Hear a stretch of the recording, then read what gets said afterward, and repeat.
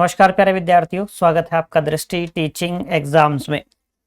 पिछली कक्षा में हम लोगों ने पाठ्यक्रम को लेकर बात की थी। आज से हमें विधिवत रूप से अपनी इन कक्षाओं को, जो अभ्यास वाली कक्षा है, इसमें हम लगभग आप इस पूरी 10 इकाइयों के 1000 से कुछ अधिक, आप कह लीजिए कि लगभग 1000 उससे अधिक प्रश्नों का अभ्यास करने वाले हैं। पिछली कक्षा में हमने अपने एक रोड मैप को लेकर भी बात कर ली थी कि किस तरीके से हम अपने अभ्यास के क्रम में आगे बढ़ेंगे, और उसी क्रम के अनुसार मैंने आपसे कहा था कि आपने जिससे भी किसी पुस्तक से तैयारी की है, जैसे पढ़ा है आपने, जो आपके नोट्स हैं अपने बनाए हुए, उन नोट्स को रिवाइज कर लीजिए। ठीक है, तो हम लोग कहाँ से शुरू करेंगे? संचार से, संप्रेषण के प्रश्नों से हम लोग अभ्यास करना शुरू करेंगे। संचार के प्रश्नों से ही, संप्रेषण के प्रश्नों से ही अभ्यास क्यों शुरू कर रहे हैं, इसको लेकर भी हमने पिछली जो अपनी ओरिएंटेशन क्लास थी, या आप कह लीजिए इंट्रोडक्शन क्लास जो थी, उसमें बात कर ही ली थी। ठीक है, अब इसमें हम करेंगे क्या? जैसे कोई प्रश्न आया, अभी वर्तमान में जो चुनौती है ना अभी विद्यार्थियों के सामने, अभी समस्या है प्रश्न को समझने की। ठीक है, क्योंकि आप देखेंगे कि पहले यदि आप अभ्यास करते हुए जैसे हम आगे बढ़ेंगे ना, 2015 के प्रश्नों पे पहुंचेंगे, 16, 17, यहाँ 18 से पहले वाले आपको 2-3 फेज दिखाई देंगे। जैसा हमने पिछली कक्षा में भी जिक्र किया था कि आपको एक फेज दिखाई देता है 2022 से, कोविड के बाद वाला भी आप कह सकते हैं। 2021 का जो नवंबर वाला एग्जाम था उसको भी शामिल कर सकते हैं, काफी मुश्किल पेपर था उसमें भी तुलनात्मक रूप से। एक कोविड से पहले वाला फेज आप देखिए, एक आप ऑनलाइन होने से पहले वाला फेज देखिए, है ना। तो आपको समझ में आएगा कि जब परीक्षा ऑनलाइन नहीं हो रही थी, जब ऑफलाइन परीक्षा हो रही थी दिसंबर 2018 से पहले तक, तब तक जो प्रश्न थे, प्रश्न मुश्किल हो सकते थे लेकिन प्रश्न को समझने में कठिनाई नहीं होती थी। अभी क्या है? अभी परीक्षा खेलने लगा है शब्दावलियों वाला खेल, है ना। एक सरल सा शब्द जो आम हम कहते हैं पढ़ने लिखने की भाषा में, बोलचाल की भाषा में प्रयोग में लाया जाता है, उसके स्थान पर परीक्षक कोई बहुत भारी भरकम एक हिंदी का जटिल सा शब्द लेकर आएगा, जिस शब्द की वजह से, अब चूंकि हम उस शब्द के साथ में फैमिलियर नहीं होते, हम बोलचाल की भाषा में, पुस्तकों में सामान्यतः उस शब्द को नहीं पढ़ते हैं ना सुनते हैं, तो हमें वो मुश्किल लगता है, ना हमें उसका अर्थ पता है, जिसकी वजह से हम पूरे प्रश्न को नहीं समझ पाते। तो अभी की चुनौती क्या है कि हमें प्रश्न समझना है। इन अभ्यास वाली कक्षाओं में हमें 2-3 चीजें सीखनी है। जैसे आपके मन में कभी ये नहीं आना चाहिए अभ्यास करते समय, चाहे आप किसी पुस्तक से अभ्यास कर रहे हो या इन कक्षाओं के साथ में आप अभ्यास कर रहे हो, कभी मन में आपके ये नहीं आना चाहिए कि मेरे 10 में से कितने सही हुए, है ना, मैंने 10 प्रश्न हल किए, 10 में से कितने सही हुए। नहीं, आपके अभ्यास करने का सही तरीका क्या है? ये तो अभ्यास है ना भाई, हमने इसका अभ्यास नाम है, हम इसे अभ्यास कहते हैं, प्रैक्टिस कहते हैं। क्यों कहते हैं? क्योंकि इसके द्वारा हम अपना आकलन कर रहे हैं, असेसमेंट कर रहे हैं, जबकि अंतिम मूल्यांकन तो हमारा परीक्षा में ही होगा। अंतिम मूल्यांकन तो हमारा वो परीक्षक ही करेगा। हम अभ्यास में कितना भी उत्तम प्रदर्शन कर लें, यदि परीक्षा में अच्छा प्रदर्शन नहीं है, कोई मायने हैं उसके? कोई मायने नहीं है। मैंने जिक्र किया था आपसे, हिंदी साहित्य वाले विद्यार्थी आप में से जानते होंगे, एक बड़े हस्ताक्षर का नाम है आचार्य रामचंद्र शुक्ल। उन्होंने कहा था परिणाम प्रत्यक्ष है, गुण नहीं। तो यहां आपका प्रदर्शन कैसा भी रहे अभ्यास में, मॉक टेस्ट में, अंतिम रूप से मायने किसके हैं, महत्व किसका है? जो आपका अंतिम परिणाम आएगा परीक्षा के बाद में। ठीक है, तो आपका ध्यान किस चीज पे रहना चाहिए कि हमें सीखने को कितना मिला। आप 10 प्रश्न हल कीजिए एक दिन में, लेकिन उस 10 प्रश्न के जो 4 विकल्प हैं, उन चारों विकल्पों के बारे में आपको ये पता होना चाहिए कि यदि कोई विकल्प सही है तो आपके पास तर्क हो उसके, ये सही क्यों है। यदि आप किन्हीं 3 विकल्पों को खारिज कर रहे हैं, मना कर रहे हैं कि ये नहीं होंगे, तो क्यों नहीं होंगे, ये तर्क आपके पास होना चाहिए। ये अभ्यास करने का सही तरीका होगा जब आपको किसी प्रश्न के चारों विकल्पों के बारे में जानकारी होगी। यदि किसी विकल्प के बारे में जानकारी नहीं है तो उसको चिन्हित कर लीजिए कि हमको इसे पढ़ना है, इसके बारे में जानकारी इकट्ठा करनी है। बात समझ आ गई? ये तरीका होगा। दूसरा, अभ्यास के दौरान हम सीखेंगे एलिमिनेशन प्रोसेस को। ये अभ्यास मांगता है, काफी अभ्यास मांगेगा। जब आप परीक्षा में जाएंगे तब ये आपका समय बचा देगा। ठीक है, उसको भी हम सीखेंगे। फिर एक बिंदु आपको ये ध्यान रखना है कि कुछ जो शब्द आएंगे नए, अभी मैं पहला प्रयास क्या रहेगा कि मैं हर क्वेश्चन आपको समझा दूं, यदि आपने एक बार अपने पाठ्यक्रम को ठीक से कवर किया है, लगभग 2 बार आपने अपने नोट्स का रिवीजन किया है, तो आप निश्चित ही, ये मेरा अनुमान है, तैयारी ठीक है तो आप सही जवाब प्रश्न का खोज लेंगे। लेकिन पहली बाधा यही है कि आपको प्रश्न अच्छे से समझ में आए कि इस प्रश्न में हमसे क्या पूछा गया है। तो मेरा पहला प्रयास होगा कि आपको वो प्रश्न समझ में आ जाए। ठीक है, जब आप इस तरीके से अभ्यास करना शुरू करेंगे कि पहले हमें प्रश्न समझना है, वो प्रश्न क्या होता है, तब आप पाएंगे कि आपके अभ्यास करने के तरीके में बदलाव आया और आपके अभ्यास करने से आपको कई सारी चीजें सीखने को मिली है। ठीक है, आपका काम क्या होगा? आपका काम ये होगा कि अभ्यास करते समय यदि कोई शब्द ऐसा आता है जिसकी जानकारी आपको नहीं है, सामान्य प्रयोग में नहीं लाते हैं, उस शब्द को लेकर मैं यहां आपको बता दूंगा, उसका अर्थ समझा दूंगा, लेकिन आप क्या करेंगे? उस शब्द को नोट कर लेंगे, उस शब्द को लिख लीजिएगा। ठीक है, आप पाएंगे कि आपने जितनी भी इकाइयों का जब अभ्यास करेंगे हम लोग साथ में, तो आपके पास में कुल 40-45 शब्द ऐसे इकट्ठा हो जाएंगे जो आपके बोलचाल की भाषा में या सामान्य पुस्तकों में उनको प्रयोग में नहीं लाया जाता है, लेकिन परीक्षक ने प्रश्न बनाने के दौरान उनका प्रयोग किया है और उसी शब्द की वजह से पूरा प्रश्न समझ में नहीं आया। बात समझ आ गई? तो हम किस प्रकार से करने वाले हैं अपने प्रश्नों को अभ्यास, वो आपको समझ आएगा। आपको सीखने को क्या क्या मिलेगा वो आपको समझ में आएगा। ध्यान में बस यही रखना है कि हमें सीखने को कितना मिला, हमें सीखने को कितना मिला। ठीक है, सारे प्रश्न वो हैं जो विगत वर्षों में पूछे गए हैं और जो आपके संचार के, जैसे हमने संप्रेषण से शुरू कर रहे हैं, तो आपके संचार के जो महत्वपूर्ण बिंदु हैं, संचार के अंदर जो चीजें आपको पढ़नी होती हैं, जो लगभग महत्वपूर्ण बिंदुओं को कवर करते हैं, वो प्रश्न हमने शामिल किए हैं। बात समझ आ गई? प्रश्न के साथ में वो समय भी प्रयास है कि जिस समय जिस परीक्षा में वो प्रश्न पूछा गया था वो आपको पता रहे, ताकि आप तुलना करके देख पाए कि अभी के प्रश्नों का स्तर क्या है, पहले जो प्रश्न पूछे जाते थे उनका स्तर क्या है। बात समझ आई होगी यहां तक की? चलिए पहला प्रश्न देखते हैं संचार का। पहला प्रश्न हमसे कहता है संचार के व्यवहार परक दृष्टिकोण का स्वरूप डैश है। ए प्रतिबंधक, बी यांत्रिक, सी सार्वभौमिक या डी गैर सांस्कृतिक। पहली चुनौती क्या है? हमें यह पता हो कि यह व्यवहार परक दृष्टिकोण होता क्या है,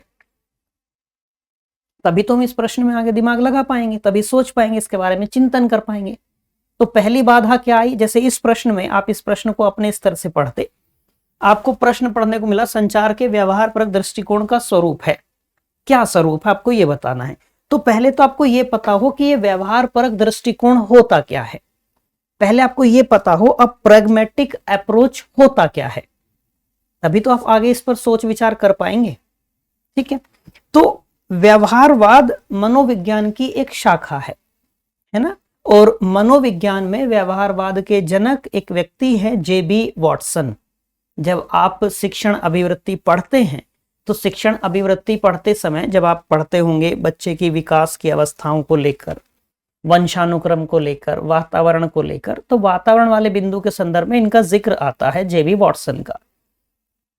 जेबी वॉटसन का एक कथन है कि मुझे एक नवजात शिशु दे दो, उसको मैं चोर, वकील, पुलिस या डॉक्टर जो चाहूं बना दूं, ऐसा उनका एक कथन है। यानी कि वो पूरा बल दे रहे हैं वातावरण पे कि जैसा वातावरण बच्चे का रखेंगे वैसा ही बच्चा विकसित होगा। ठीक है, तो मनोविज्ञान में व्यवहारवाद के जनक कौन है? जेबी वॉटसन है। ध्यान रह जाएगी बात, कौन है? जेबी वॉटसन है। तो अब हमें यह समझ में आना चाहिए, हमको ये मनोविज्ञान में व्यवहारवाद ये समझ में आया कि भाई हम कहें व्यवहारवाद मनोविज्ञान की एक शाखा है। अब ये जो हमने कहा कि व्यवहारवाद परक जो दृष्टिकोण है, जो प्रैग्मेटिक अप्रोच की बात आती है कि व्यवहार परक दृष्टिकोण होता क्या है, इसको समझना है। व्यवहार परक दृष्टिकोण के अनुसार यदि बात की जाए, व्यवहार परक दृष्टिकोण के मुताबिक यदि बात की जाए, तो किसी व्यक्ति का व्यक्तित्व कैसा है यदि हमें यह पता करना है, ये प्रैग्मेटिक अप्रोच है, व्यवहार परक दृष्टिकोण है। यदि हमें किसी व्यक्ति का व्यक्तित्व पता करना है कि उसका व्यक्तित्व कैसा है, तो हमें उस व्यक्ति को अलग अलग परिस्थितियों में जानना होगा। हमें उस व्यक्ति को अलग अलग परिस्थितियों में जानना होगा, क्योंकि व्यवहारवाद ये कहता है कि व्यक्ति अपने पर्यावरण के साथ में जब बातचीत करता है या अपने पर्यावरण के साथ में, वातावरण के साथ में जो अंतःक्रिया करता है, इंटरेक्शन करता है, उससे सीखता है। बात समझ आ गई। अब ये कह रहा है हमसे, ये हमने व्यवहार परक दृष्टिकोण को लेकर समझा, इसने हमसे प्रश्न बनाया कि हम संचार के मामले में बात कर रहे हैं, हम संचार के मामले में बात कर रहे हैं, तो संचार के व्यवहार परक दृष्टिकोण का मतलब क्या हुआ कि भाई व्यवहार परक दृष्टिकोण ये कहता है कि हमें यदि किसी व्यक्ति को जानना है तो उसे अलग अलग परिस्थितियों में जानना होगा। ठीक है, हम उससे जब अलग अलग परिस्थितियों में उसको देखेंगे, उसको परखेंगे, तब हम उसके बारे में अनुमान लगा पाएंगे कि इसका व्यक्तित्व कैसा है। जैसे उदाहरण के लिए समझिए कि कोई व्यक्ति हैं जो स्त्री शिक्षा को लेकर, स्त्री समानता को लेकर पुरजोर समर्थन करते हैं, लेकिन अपने घर का जैसे मामला आता है वो अपने घर की स्त्रियों के साथ में अलग व्यवहार करते हैं। एक अध्यापक हैं जो कक्षा में अपने विद्यार्थियों के साथ में बड़ा सौहार्दपूर्ण व्यवहार करते हैं, बहुत प्रेम पूर्वक बात करते हैं, बड़े स्नेह से बात करते हैं, लेकिन कक्षा के बाहर उनका व्यवहार एकदम विपरीत है। बात समझ आ गई। कक्षा के अंदर एकदम विनम्रता के साथ में, या कक्षा के अंदर वो बंधुत्व की धारणा पर बल देते हैं, कक्षा में लोकतांत्रिक मूल्यों के बारे में बात करते हैं, लेकिन कक्षा के बाहर उनका व्यवहार विपरीत है। तो व्यवहार परक दृष्टिकोण यही कहता है कि हम किसी एक रूप को देखकर किसी के बारे में अनुमान नहीं लगा सकते। बात समझे, एक व्यक्ति है, जैसे वो बहुत विनम्र है, वो दूसरे लोगों से, या आप ये कह लीजिए कि वो जब किसी रेस्टोरेंट में खाना खाने जाते हैं तो वेटर से बड़ा एकदम विनम्रता के साथ बात करते हैं, पूरे सम्मान से बात करते हैं। ठीक है, लेकिन वही व्यक्ति जब अपने अधीनस्थ कर्मचारियों के साथ बात करते हैं तो उनका व्यवहार बहुत कठोर होता है, बड़े कटु शब्दों का वो प्रयोग करते हैं। तो अंतर आ गया, व्यवहार में, आचरण में अंतर है। तो व्यवहार परक दृष्टिकोण यही कहता है कि यदि हमें किसी व्यक्ति को जानना हो तो हमें उसे अलग अलग परिस्थितियों में देखना होगा कि यह व्यक्ति भिन्न भिन्न परिस्थितियों में कैसा व्यवहार करता है, तभी हम उसके व्यक्तित्व को लेकर अनुमान लगा पाएंगे, तभी हम उसे जान पाएंगे। बात समझ आई। जैसे आपने ये सुना होगा कि कोई व्यक्ति तभी तक ईमानदार है, वही व्यक्ति ईमानदार है जिसे चोरी करने का अवसर नहीं मिला। वही व्यक्ति ईमानदार है जिसे चोरी करने का अवसर नहीं मिला। ये कहने का मतलब क्या है कि यदि उस व्यक्ति के सामने ऐसी परिस्थितियां उत्पन्न होती, ये अवसर उसके पास में होता कि वो चोरी करेगा, मालामाल हो जाएगा और पकड़ा भी नहीं जाएगा, यदि उस समय पे वो व्यक्ति चोरी नहीं करता है तो ये उसका असली व्यक्तित्व होगा। लेकिन किसी चोर की महज वो आलोचना कर रहा है और हम इसके आधार पे ये अनुमान लगा लें ये तो बड़ा ईमानदार व्यक्ति है। क्यों ईमानदार? क्योंकि चोर की आलोचना कर रहा है इसलिए ईमानदार है। इसको व्यवहारवाद स्वीकार नहीं करता है। बात समझ आ गई यहां तक कि अब ये संचार में बात कर रहा है, संचार में बात कर रहा है, यानी कि ये कह रहा है व्यवहार परक दृष्टिकोण संचार में कि जैसे जैसे हम अपने वातावरण के साथ में, जैसे वातावरण में हमारे में लोग शामिल होते हैं, हम उनसे बातचीत करते हैं, तो हम उनसे बातचीत करके सीखते हैं, अधिगम करते हैं। एक बच्चा कैसे सीखता है? बच्चा अपने घर में अपने माता पिता से अंतःक्रिया करता है, बातचीत करता है और धीरे धीरे वहां से सीखता है। बच्चे की प्राथमिक पाठशाला क्या होती है? उसका घर होता है, उसका परिवार होता है। बच्चा वहां से चीजें सीखता है, फिर उसके जो समाज का दायरा है उसका विस्तार होता है। वो विद्यालय जाएगा, वो अपने समाज में शामिल होगा, तो वहां अंतःक्रिया होगी, वहां से वो कुछ चीजें सीखेगा। बच्चा समाज से भी तो चीजें सीखता है ना। जैसे आप सोचिए कि इस दुनिया के कौन से माता पिता ऐसे होंगे जो अपने बच्चे को अपशब्दों का प्रयोग सिखाते होंगे, या इस संसार के कौन से माता पिता ऐसे होंगे जो अपने बच्चे को धूम्रपान करना, चोरी करना, शराब पीना, ये सब सिखाते होंगे? कोई नहीं सिखाता। लेकिन फिर भी शराब पीने वाले लोग भी हैं, धूम्रपान करने वाले लोग भी हैं, चोरी भी होती है, अपराध भी होते हैं। वो कहां से सीखा? उस व्यक्ति ने समाज से सीखा होगा, उसके समाज में जो लोग शामिल होते हैं उनसे सीखा होगा। बात समझ आ गई यहां तक की? तो संचार में यदि हम बात करें, जो व्यवहार परक दृष्टिकोण है वो ये है कि जैसे हम बातचीत करते हैं, हम विचारों का आदान प्रदान करते हैं, हम सीखते हैं। हमने पहले भी ये बात की कि हम अपने मानवीय संबंधों को लेकर बात करें, अपने सामाजिक संबंधों को लेकर बात करें, जो हमारे समाज का निर्माण है वो कैसे होता है? विचारों का आदान प्रदान करके ही हमारे समाज का निर्माण होता है। बिंदु स्पष्ट हुआ होगा यहां तक का? अब आप समझिए, ये प्रश्न हमसे ये कह रहा है कि हम संचार जब करते हैं, संचार की प्रक्रिया में जब शामिल होते हैं, तो हम दूसरों से अंतःक्रिया करके, बातचीत करके सीखते हैं। जब हम दूसरों से बातचीत करके सीख रहे होते हैं तो इसका स्वरूप क्या है? इसका स्वरूप क्या है? पहला विकल्प हमको दिया प्रतिबंधक। अब यहां यदि मान लीजिए कि प्रतिबंधक के स्थान पर रेस्ट्रिक्टिव दिया होता, आपको रेस्ट्रिक्शन वाली बात वहां पे होती, तो आपको ज्यादा समझ में आता। क्या जब हम दूसरों से बातचीत करके सीखते हैं वो हमारे ऊपर प्रतिबंध लगाता है? आप कहेंगे नहीं, प्रतिबंध तो नहीं लगाता, उसका स्वरूप क्या प्रतिबंधक होगा? आप कहेंगे नहीं, प्रतिबंधक तो नहीं होगा। दूसरा विकल्प क्या कहता है? यांत्रिक। यांत्रिक मतलब हुआ एकदम मैकेनिकल, मशीन वाली बात एकदम समझ लीजिए कि जब हम किसी से बातचीत करते हैं, उससे सीखते हैं, तो क्या हमारा जो व्यवहार है या हमें उस पूरे स्वरूप की बात करें, वो एक तरीके से मशीनीकरण वाला होता है, मशीनीकृत होता है। मशीनीकृत होने का मतलब क्या हुआ? जैसे ये दो व्यक्ति हैं, ये दो संचार की प्रक्रिया में शामिल थे। जब विचारों का आदान प्रदान हुआ तो इसने इससे कुछ सीखा, इसने इससे कुछ सीखा। यही तो व्यवहारपरक दृष्टिकोण कह रहा है संचार में कि हम जब अंतःक्रिया करते हैं तो हम सीखते हैं एक दूसरे से। अब आप यह अनुमान कीजिए कि इसने जो इससे सीखा, क्या ये बिल्कुल एक्चुअल ऐसा ही रहेगा कि यदि ये किसी और से बात करता तो उससे भी यही सीखता? भाई रोबोट क्या है? रोबोट जैसे आप देखेंगे, दो रोबोट हैं, दो रोबोट से आप सेम बात कीजिए, वो सेम जवाब देंगे। वो क्या है? वो है यांत्रिक व्यवहार। वो स्वरूप क्या है? यांत्रिक है। बात समझ आई? लेकिन आप दो अलग अलग व्यक्तियों से पूछिए, जैसे इसने इससे पूछा आपके क्या हाल चाल है, इसने कहा सब बढ़िया, आप बताओ। इसने इससे पूछा आपके क्या हाल चाल है, इसने कहा हम सब अच्छे हैं, आप बताइए, सब अच्छा चल रहा है। अलग जवाब हुआ, दोनों से सीखने को कुछ अलग मिला। बात समझे? तो क्या इसके स्वरूप की हम बात करें, क्या हम इसको कहेंगे यांत्रिक स्वरूप है? बिल्कुल एक जैसा, एक ही ढर्रे पे एक ही चीज सीखने को मिलेगी, एक जैसा फॉर्मेट होगा क्या? आप कहेंगे नहीं, ये तो अलग अलग हो सकता है। यदि एक जैसा फॉर्मेट होगा तो रोबोट की बात आ जाएगी, इंसान की बात हुई नहीं। फिर बात समझ आई होगी यहां तक की। तीसरा, सार्वभौमिक। सार्वभौमिक का मतलब क्या हुआ? यूनिवर्सल। यूनिवर्सल कहने का मतलब क्या हुआ कि जो सभी जगह, सभी स्थान में, दुनिया के किसी भी कोने में यदि बात की जाए, एक जैसा रहता हो।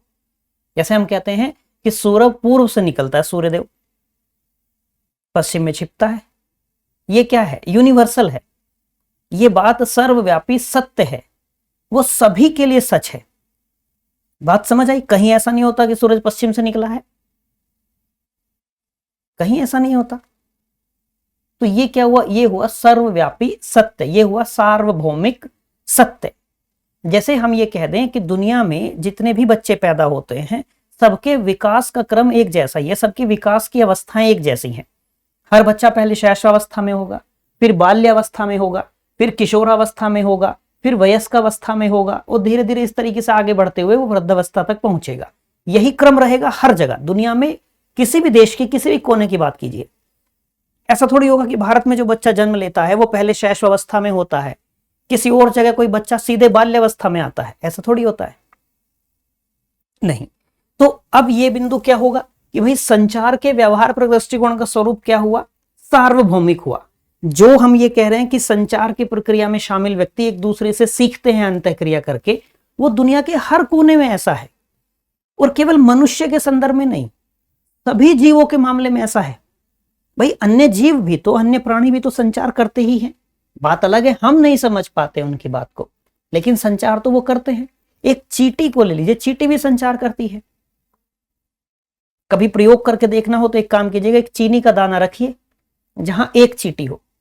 एक चींटी ने जैसे ही उस चीनी के दाने को उसको पता किया कि ये कुछ खाने वाली चीज है अपनी, वो उसको छोड़कर पहले जाएगी और अपने पूरे समूह को बुला के लाएगी। तो उसने मैसेज कन्वे किया होगा ना, किसी तरीके से अपनी बात पहुंचाई होगी कि वहां चीनी है या वहां खाने की चीज है, वहां चलिए, सब लोग आ जाते हैं वहां पे। तो ठीक ऐसे ही हर प्राणी संचार करके एक दूसरे से सीखता है, उसमें मनुष्य भी है, और ये दुनिया के हर जगह ऐसा ही है, दुनिया के हर देश में, हर कोने में ऐसा ही है।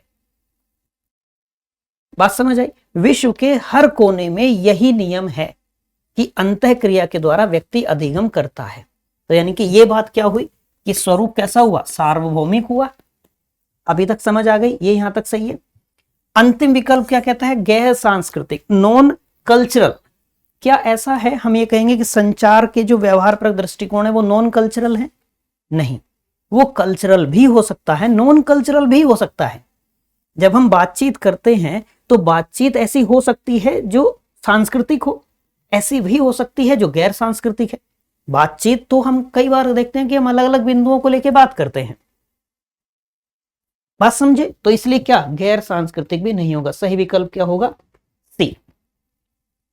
संचार के व्यवहारपरक दृष्टिकोण का स्वरूप कैसा है? सार्वभौमिक है, यूनिवर्सल है। आसानी से समझ आ गया होगा अब। चलिए अगला प्रश्न देखें। अगला प्रश्न कहता है जब संचार किसी समूह की अपने लक्ष्यों की प्राप्ति में सहायक होता है तो उसे निम्नलिखित में से किस रूप में जाना जाता है? ए विघटनकारी भूमिका, बी संवर्धक भूमिका, सी प्रतिक्रियात्मक भूमिका, डी उपास्य भूमिका। हमसे प्रश्न में क्या कह रहा है? प्रश्न में कह रहा है कि जब संचार किसी समूह की अपने लक्ष्यों की प्राप्ति में सहायक होता है, संचार का उद्देश्य क्या है? यदि अंतिम उद्देश्य की बात की जाए, भाई संचार की प्रक्रिया हम कहते हैं कि जब व्यक्तियों की संख्या के आधार पर प्रकार की बात करते हैं तो 4 प्रकार होते हैं संचार के। व्यक्तियों की संख्या के आधार पर बात कर रहे हैं। एक होता है अंतःवैयक्तिक संचार, एक होता है अंतर्वैयक्तिक संचार, एक होता है समूह संचार, एक होता है जन संचार। हमसे प्रश्न किस बारे में है? ग्रुप कम्युनिकेशन को लेकर, समूह संचार को लेकर। ठीक है, अब हमसे समूह संचार को लेकर प्रश्न बना, संचार का अंतिम उद्देश्य क्या होता है? यदि कोई ये व्यक्ति है, हमने कहा ये सेंडर है, ये प्रेषक है, संदेश को प्रेषित करने वाला, भेजने वाला है, और ये कौन है? ये रिसीवर है, ये प्राप्त करता है, मैसेज को प्राप्त करने वाला है। ठीक है, अंतिम उद्देश्य क्या होगा? संचार की प्रक्रिया जब ये व्यक्ति आरंभ करेगा तो इसका अंतिम उद्देश्य ये होगा कि मैं अपनी बात जिस अर्थ में समझाना चाहता हूं, ये व्यक्ति मेरी बात को उसी अर्थ में समझ ले। तभी क्या होगा? एक पॉजिटिव फीडबैक प्राप्त होगा, सकारात्मक प्रतिपुष्टि प्राप्त होगी, और उस प्रतिपुष्टि से ही पता चलता है कि संचार की प्रक्रिया सफल है या सफल नहीं है। संचार करने वाला उत्तम संचार करता है या नहीं, यह प्रतिपुष्टि से पता चलेगा, फीडबैक से पता चलेगा। बात समझे?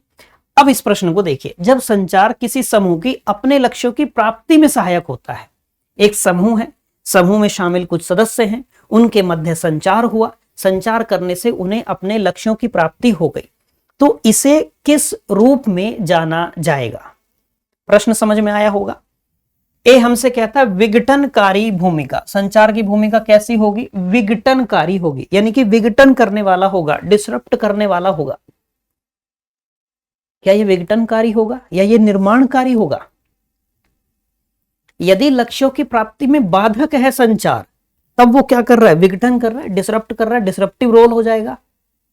जबकि इसमें क्या कहा गया कि लक्ष्यों की प्राप्ति में सहायक है संचार, तो विघटनकारी नहीं होगा। बात समझ आई होगी। दूसरा देखिए, सी प्रतिक्रियात्मक भूमिका। प्रतिक्रिया का मतलब क्या हुआ? Reactive role. Reactive role, reaction करेगा। क्या ऐसा होगा? क्योंकि ये तो संचार की भूमिका में क्या हुआ कि वो सहायक है, समूह के लक्ष्यों की प्राप्ति में सहायक है। वो सहायक है तो उसने चीजें बढ़ाई हैं, इनहैंस करी हैं। जबकि ये क्या है? ये रिएक्टिव रोल की बात कर रहा है। रिएक्टिव रोल का मतलब क्या हुआ कि एक क्रिया हुई, उस क्रिया के विरुद्ध प्रतिक्रिया हुई, उसमें लक्ष्य प्राप्त हुए नहीं हुए ये बात नहीं आएगी, ये बात नहीं आएगी। जबकि इसमें प्रश्न में हमसे कहा है कि लक्ष्य प्राप्ति में सहायक है, तो यानी कि वो क्या होगा? प्रतिक्रियात्मक भी नहीं होगा। ठीक है। बी हमसे कह रहा है संवर्धक भूमिका। संवर्धक का मतलब क्या हुआ? हम कहें इनहैंस कर देना, इनहैंसिंग रोल, मतलब चीजों को उसने और बढ़ा दिया, चीजों को उसने और बढ़ा दिया। जैसे आप यदि कार चलाना सीखते हैं, ठीक है, और आप कार चलाना सीख गए लेकिन फिर उसके बाद आपने कार चलाने का अभ्यास नहीं किया, तो क्या होगा? आपकी जो कौशल है वो कार चलाने वाला, वो बढ़ेगा कि कम हो जाएगा? वो कम हो जाएगा, क्योंकि ये चीजें अभ्यास की हैं। यदि आप निरंतर अभ्यास करते रहे, तो निरंतर अभ्यास करते रहेंगे तो क्या होगा? आपकी जो ड्राइविंग स्किल है वो बढ़ेगी कि कम होगी? बढ़ेगी और इनहैंस हो जाएगी। आपने कई बार ये सुना होगा कि बोलने से बोलना आता है, पढ़ने से पढ़ना आता है, लिखने से लिखना आता है, सुनने से सुनना आता है। बात समझे? एक बच्चा कैसे, जब बच्चे को भाषा के ग्रामर का, व्याकरण का नहीं पता होता, लेकिन बच्चा भाषा सीख जाता है। एक अनपढ़ व्यक्ति है, कभी विद्यालय नहीं गया, उसको लिखना नहीं आता, फिर भी बोलना जानता है ना वो। कैसे? क्योंकि उस वातावरण में है, निरंतर सुनता रहता है और शब्दों का प्रयोग करता है, बोलना सीख जाता है, बोलना सीख जाता है। ठीक यही क्या हुआ कि एक समूह है, उस समूह में कुछ लोग हैं, उनके मध्य संचार की प्रक्रिया हुई, उन्हें अपने लक्ष्यों की प्राप्ति हुई। किस वजह से हुई लक्ष्यों की प्राप्ति? संचार की वजह से, क्योंकि इसने कहा कि संचार सहायक है। सहायक है तो क्या कर रहा है संचार? उनके लक्ष्यों की प्राप्ति में सहायता कर दे रहा है, यानी कि चीजों को वो क्या कर रहा है? बढ़ा रहा है, इनहैंस कर रहा है। बात समझ में आई? तो कैसा कहेंगे कि हाँ, संवर्धक भूमिका होगी, इनहैंसिंग रोल होगा। ठीक है, ये होगा, बी सही हो जाएगा। डी, उपास्य भूमिका। उपास्य भूमि उपासक से बना है, उपासना से बना है। उपासना का मतलब क्या हुआ? वर्शिप, पूजा करना। पूजा उपासना जानते होंगे आप। तो उपासक भूमिका होगी क्या उसकी? आप कहेंगे नहीं, उपासक भूमिका कैसे हो सकती है, क्योंकि वो उनके लक्ष्यों की प्राप्ति में सहायता कर रहा है। तो इसलिए डी भी नहीं होगा। सही विकल्प क्या होगा इस प्रश्न का? बी। संचार की भूमिका कैसी हो जाएगी, किस रूप में उसको जानेंगे? इनहैंसिंग रोल में उसको जानेंगे। यदि संचार समूह में हो रहा है, उनके लक्ष्यों की प्राप्ति में सहायता कर रहा है। चलिए, सही विकल्प बी। अगला प्रश्न देखिए, किसी संदेश में अंतर्निहित संदेश को तकनीकी दृष्टि से कहा जाता है। किस दृष्टि से? तकनीकी दृष्टि से क्या कहा जाता है? कोई मैसेज है, कोई संदेश है, उस संदेश में एक और संदेश अंतर्निहित है। जैसे आप पढ़ते होंगे जब अनुसंधान को लेकर, तो आप अनुसंधान कहते होंगे। अनुसंधान कह देने में यह निहित है कि वो मौलिक है, वो गुणवत्तापूर्ण है। अनुसंधान कह देने में यह निहित है। बात समझ गए? जैसे आप अपने घर में होंगे, पापा बोलते हैं, पापा से बात करते हैं, तो वो जो पिता की भूमिका है कि भाई ये व्यक्ति एक बच्चे का पिता है, पिता कह देने में जिम्मेदारियां अंतर्निहित हैं, उनके कर्तव्य अंतर्निहित हैं। अध्यापक कह देने में कर्तव्य बोध अंतर्निहित है। अध्यापन कह देने में गुणवत्तापूर्ण अध्यापन अंतर्निहित है। ठीक ऐसे ही हमसे प्रश्न कह रहा है कि किसी संदेश में जब अंतर्निहित संदेश हो तो उसे तकनीकी दृष्टि से क्या कहा जाता है? क्या उसे अव्यक्त संदेश कहा जाता है? उसे अंतर्भूत संदेश कहा जाता है? अनभिरंजक संदेश कहा जाता है, नॉन एक्सप्रेसिव? या उसे उपपाठ कहा जाता है, सब टेक्स्ट कहा जाता है? इसके लिए एक उदाहरण आप ऐसे ले सकते हैं, जैसे संदेश में अंतर्निहित एक संदेश होता है। जैसे हम कॉमेडी की बात करते हैं, कॉमेडी देखते होंगे, हास्य कवि होते हैं। वो कई बार क्या होता है कि अपने उस एक वाक्य में या अपनी लाइनों में जो वो सुना रहे हैं कोई कविता, उस कविता में कोई और मैसेज छिपा होता है। उस कविता में कोई मैसेज छिपा होता है, तो वो क्या है? वो अंतर्निहित संदेश है।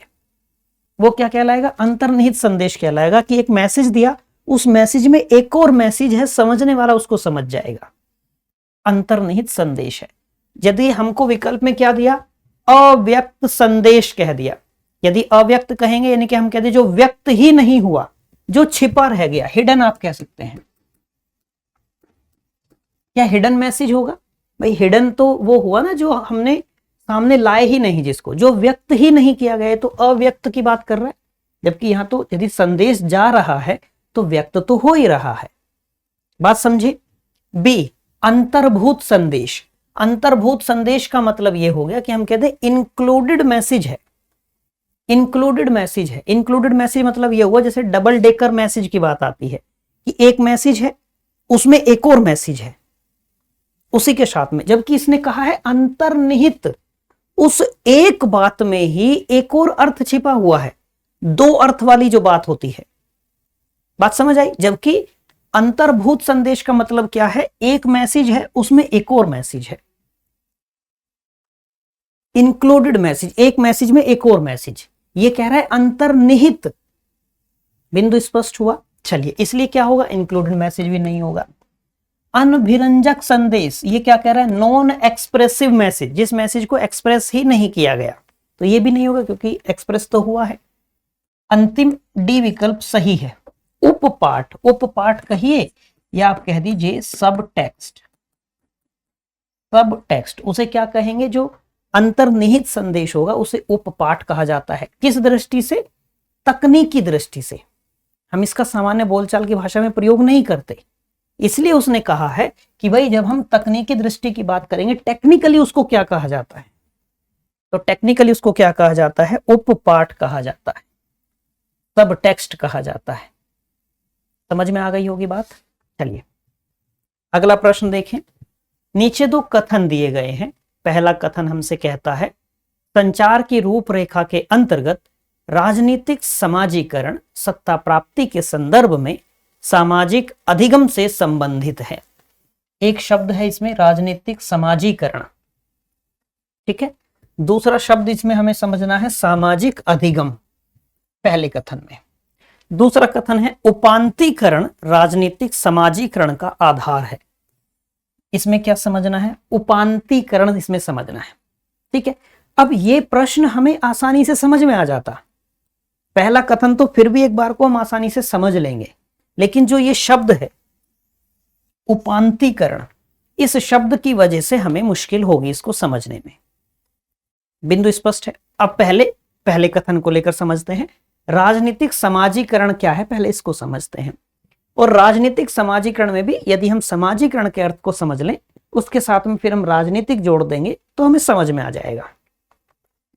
समाजीकरण का अर्थ क्या होता है? समाजीकरण एक प्रोसेस है, एक प्रक्रिया है। कैसी प्रक्रिया है? एक बच्चे को, एक व्यक्ति को, एक बालक को समाज में शामिल करने वाली प्रक्रिया समाजीकरण की प्रक्रिया कहलाती है। एकदम सरल शब्दों में मैं आपको बता रहा हूं, ठीक है। मैं तकनीकी दृष्टि से नहीं जा रहा हूं अभी, केवल सामान्य समझ आपको बने कि एक बालक को समाज में शामिल करने की जो प्रक्रिया है वो समाजीकरण की प्रक्रिया होती है। ये बालक के जन्म के साथ ही शुरू हो जाती है ये भी, और फिर जब तक बच्चा बड़ा होता है, शैशवावस्था, बाल्यावस्था, किशोरावस्था, ये समाजीकरण की प्रक्रिया चलती रहती है, वो जीवन भर चलती है। अब समाजीकरण के समाज में शामिल करने का अर्थ क्या हुआ? समाज में शामिल करने का अर्थ ये हुआ कि समाज में रहने के कुछ मानक होते हैं, समाज के कुछ नियम कायदे कानून होते हैं, कुछ आचरण अपनाने पड़ते हैं समाज के अनुसार। वो आचरण सिखाने वाली जो प्रक्रिया है, वो व्यवहार सिखाने वाली जो प्रक्रिया है, वो समाजीकरण कहलाता है। उदाहरण के लिए समझ लीजिए, घर में दो बच्चे हैं किसी घर में, एक लड़का है एक लड़की है। लड़के के लिए खिलौने जब आएंगे तो उसमें क्या आएंगे? कार, बाइक, गन आएगी टॉयज में। लड़की के लिए क्या आएगा? डॉल आएगी, उसका किचन सेट आएगा। एकदम व्यवहारिक उदाहरण है, आप देखते हैं हम अपने घरों में ऐसा होते हुए। तो ये क्या है कि हमने बच्चे को, उन दोनों ही बच्चों को, बालक तो अबोध है, उन्हें हमने ये सिखाया कि आपके लिंग के अनुसार आपको ये खेल खेलने चाहिए और इसको ये खेल खेलने चाहिए। वेशभूषा को लेकर भी हम सिखाते हैं बच्चों को, वो भी समाजीकरण की प्रक्रिया का हिस्सा है कि भाई लड़का है तो वो पैंट शर्ट पहन लेगा, टी शर्ट पहन लेगा, जींस पहन लेगा। लड़की है तो उसके लिए अलग वेशभूषा है, सूट सलवार पहनना है, बड़े हो जाएंगे साड़ी पहनना है, ठीक है। बोलचाल में आप भाषा शैली में आइए, लड़का है बोलेगा मैं खाऊंगा, मैं जाऊंगा, मैं सोऊंगा, मैं पढ़ूंगा। लड़की है तो मैं खाऊंगी, मैं जाऊंगी, मैं पढ़ूंगी। ये जो भाषा शैली हुई, इसमें अंतर आया। शुरुआती स्तर पर ऐसा हो सकता है कि बच्ची को नहीं टोका जा रहा है, लेकिन कुछ समय बाद तो माताजी बोलने लगेंगे, देख कैसे लड़कियों की तरह, लड़कों की तरह बोल रही है। ऐसे नहीं बोलते, ऐसे नहीं बोलते, लड़कों की तरह बोल रही है। अच्छा और सोचिए, जो बच्चे बाल कटवाते हैं जैसे, है ना, अब लड़कियां यदि छोटे बाल कर ले, उनकी कटिंग का नाम क्या रख दिया? Boy cut. क्यों? गर्ल कट क्यों नहीं हो सकती? क्योंकि वो समाजीकरण की प्रक्रिया की देन है, वो समाज के द्वारा निर्धारित मानकों के अनुसार है कि लड़के छोटे बाल रखेंगे और लड़कियां लंबे बाल रखेंगी। कोई लड़का यदि लंबे बाल रख लेता है उसको क्या कहा जाता है? लड़कियों जैसे बाल रखे। क्यों? क्योंकि समाज के मानक ये हैं और यही मानक बच्चे को सिखाए जाते हैं, क्योंकि बच्चा समाज का हिस्सा होगा, बच्चा समाज में शामिल होगा, तो उन्हीं मानकों के अनुसार बच्चे को व्यवहार करना पड़ेगा। तभी तो हम उचित आचरण और अनुचित आचरण की बात करते हैं। उचित और अनुचित क्या है? उचित आचरण, उचित व्यवहार वही है जो समाज के अनुसार ठीक है, और अनुचित क्या है? जो समाज के अनुसार ठीक नहीं है वो अनुचित है, जो समाज के अनुसार ठीक है वो ठीक है, जो समाज के अनुसार ठीक नहीं है वो अनुचित कह दिया, वो ठीक नहीं है। बात समझे? तो समाजीकरण क्या है? समाज में शामिल करने की प्रक्रिया। अब इसके साथ जोड़ दिया गया राजनीतिक। राजनीतिक समाजीकरण का मतलब क्या हुआ? राजनीतिक समाज में शामिल होने की प्रक्रिया। किसी व्यक्ति को राजनीतिक समाज में शामिल करने की जो प्रक्रिया होगी उसका राजनीतिक समाजीकरण कहलाएगा। अब ये राजनीतिक समाजीकरण हमको समझ में आया। अगला शब्द है सामाजिक अधिगम, सोशल लर्निंग। सामाजिक अधिगम का मतलब क्या होता है? जो हम समाज से सीखते हैं, जो हम समाज से सीखते हैं। समाज से हम सकारात्मक चीजें भी सीखते हैं, नकारात्मक चीजें भी सीखते हैं। जो भी हम समाज से ज्ञान प्राप्त कर रहे हैं, जो भी हम समाज से अधिगम कर रहे हैं, उसे सामाजिक अधिगम कहा जाता है। ठीक है, अब इस पूरे कथन को शुरू से पढ़ते हैं। कथन है, संचार की रूपरेखा के अंतर्गत राजनीतिक समाजीकरण सत्ता प्राप्ति के संदर्भ में, किसके? सत्ता प्राप्ति के संदर्भ में सामाजिक अधिगम से संबंधित है। किसके संदर्भ में? सत्ता प्राप्ति के संदर्भ में। राजनीतिक समाजीकरण सत्ता प्राप्ति के संदर्भ में सामाजिक अधिगम से संबंधित है। यानी कि कोई व्यक्ति सत्ता प्राप्त करेगा, उसके लिए प्राथमिक आवश्यकता है सामाजिक अधिगम। आप अपने ग्राम प्रधान के चुनाव में देख लीजिए, ग्राम प्रधान के चुनाव में 4-5 व्यक्ति लड़ रहे होते हैं चुनाव, कई सारे उम्मीदवार होते हैं। आप विधायक के चुनाव में देख लीजिए, आप किसी भी चुनाव में देखिए, कई सारे उम्मीदवार होते हैं। वो सब क्या करते हैं? अपने अपने क्षेत्र की, अपने जगह की, जहां से वो चुनाव लड़ रहे हैं, वहां के सामाजिक मुद्दों को लेकर चुनाव लड़ते हैं। प्रधान कहेगा मैं अच्छी सड़कें बनवा दूंगा, गांव में लाइट लगवा दूंगा, हमारे विद्यालय अच्छे हो जाएंगे, व्यवस्थाएं अच्छी हो जाएंगी, लाइट अच्छी आएगी। अब उस व्यक्ति को यह कैसे पता चला कि इस समाज के लोगों की ये समस्याएं हैं? सामाजिक अधिगम से, सामाजिक अधिगम से। तो संचार की रूपरेखा के अंतर्गत राजनीतिक समाजीकरण सत्ता प्राप्ति के संदर्भ में सामाजिक अधिगम से संबंधित है। कोई व्यक्ति सत्ता प्राप्त करेगा, ये बहुत आदर्श स्थिति की बात हो रही है कि कोई व्यक्ति सत्ता प्राप्त करेगा तो उसके लिए आवश्यक है कि वो अपने समाज से सीख कर आया हो, उसके मुद्दे उसे पता हो, सामाजिक अधिगम उसने किया हो। बात समझ आ गई? तो पहला कथन तो एकदम ठीक लग रहा है। हम आदर्श स्थितियों में यदि बात करें तो हाँ, ये तो है कि भाई हम लोगों के समाज के मुद्दे जानेंगे कैसे, लोगों की समस्याएं जानेंगे कैसे? विचारों का आदान प्रदान करके, विचारों का आदान प्रदान करके। कोई मुश्किल नहीं इस बात को समझने में। तो पहला कथन समझ में आया कि हाँ, संचार की रूपरेखा के अंतर्गत राजनीतिक समाजीकरण सत्ता प्राप्ति के संदर्भ में सामाजिक अधिगम से संबंधित है। ये बात ठीक हो गई। ठीक है, ऐसा ही होगा, वही चुनाव जीतेगा जिसको समाज से चीजें पता होंगी, मुद्दे पता होंगे। दूसरा कथन कहता है उपांतीकरण राजनीतिक समाजीकरण का आधार है। उपांतीकरण का मतलब क्या हुआ? चीजें स्किप कर देना। आप कह लीजिए ये सामाजिक अधिगम का विपरीत हुआ। यदि कोई व्यक्ति, किसी व्यक्ति चुनाव में अपना जनाधार कैसे बनाता है? जब वो जनता की समस्याओं की बात करता है, जब वो जनता के पक्ष की बात करता है। यदि एक व्यक्ति जनता के विपक्ष की बात करेगा, जनता के मुद्दों को लेकर बात ही नहीं करेगा, गांव में पहली समस्या है कि जी गांव में तो लाइट ही नहीं आती, बिजली नहीं आती, और वो व्यक्ति कह रहा है कि मैं गांव में बिजली की लाइन बिछवा दूंगा, हर घर के बाहर एक ट्रांसफार्मर लगवा दूंगा, लाइट है ही नहीं, बिजली के खंबे लग जाएंगे, लाइट की तार ही नहीं है। ये क्या होगा? ये सामाजिक अधिगम नहीं है, ये सामाजिक अधिगम बिल्कुल नहीं है। एक गांव है जिस गांव में पानी की व्यवस्था दुरुस्त है, एकदम कोई समस्या नहीं है। मान लीजिए कोई दिल्ली एनसीआर के पास का कोई गांव है, वहां पानी की कोई समस्या नहीं है, पानी का जो जल स्तर है वो भी पर्याप्त है, हर घर में समरसेबल लगे हुए हैं। यदि वहां ग्राम प्रधान ये कहे कि मैं पानी की टंकी लगवा देता हूं गांव में पानी का टैंकर आएगा, घर घर पानी पहुंचा देगा, उसका कोई लाभ है?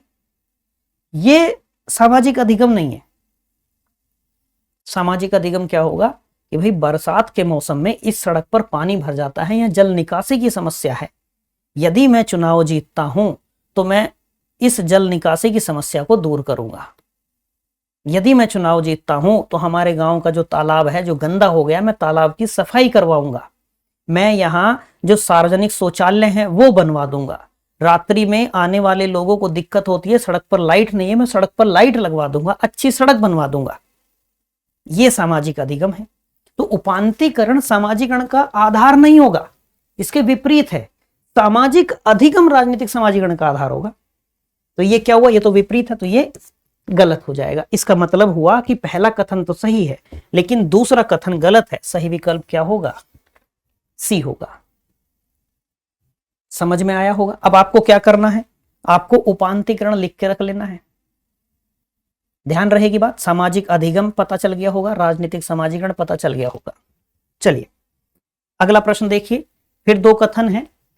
जनसंचार माध्यम के आग्राहक, आग्राहक मतलब ग्रहण करने वाले, संदेश को प्राप्त करने वाले, श्रोतागण भी कह सकते हैं, प्राप्तकर्ता भी कह सकते हैं, एक दूसरे के साथ अपने संप्रेषण में उत्तरोत्तर सक्रिय होते हैं।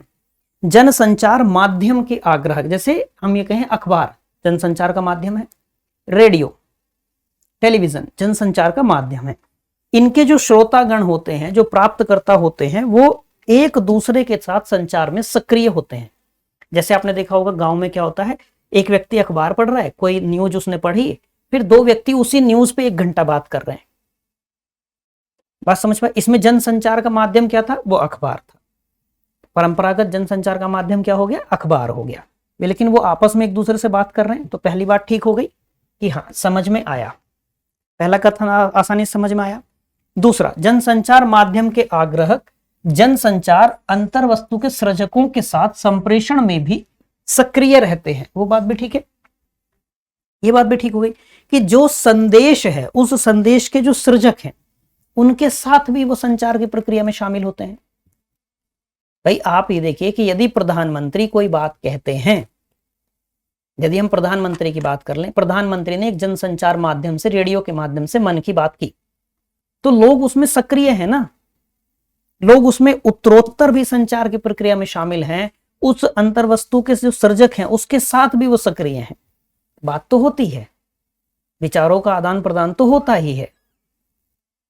तो माध्यम बस पता रहे तो पहला कथन भी सही हमारा, दूसरा कथन भी सही हमारा। यदि हमारा पहला और दूसरा दोनों कथन सही है तो सही विकल्प क्या हो जाएगा, ए। समझ आ गई होगी बात। अगला प्रश्न देखिए, फिर जनसंचार से प्रश्न है। मैंने आपसे पिछली कक्षा में भी कहा था कि अभी जनसंचार से प्रश्न बन रहा है। जनसंचार में निम्नांकित में से किन से चयनात्मक प्रक्रिया, एक सेलेक्टिव प्रोसेस का निर्माण होता है। अब आपको थोड़ा सा पहले जानना चाहिए चयनात्मक प्रक्रिया के बारे में। जब आप जनसंचार के बारे में पढ़ते हैं तो किसी भी पुस्तक से आप पढ़ें, अधिकांश पुस्तकों में यह लिखा मिलेगा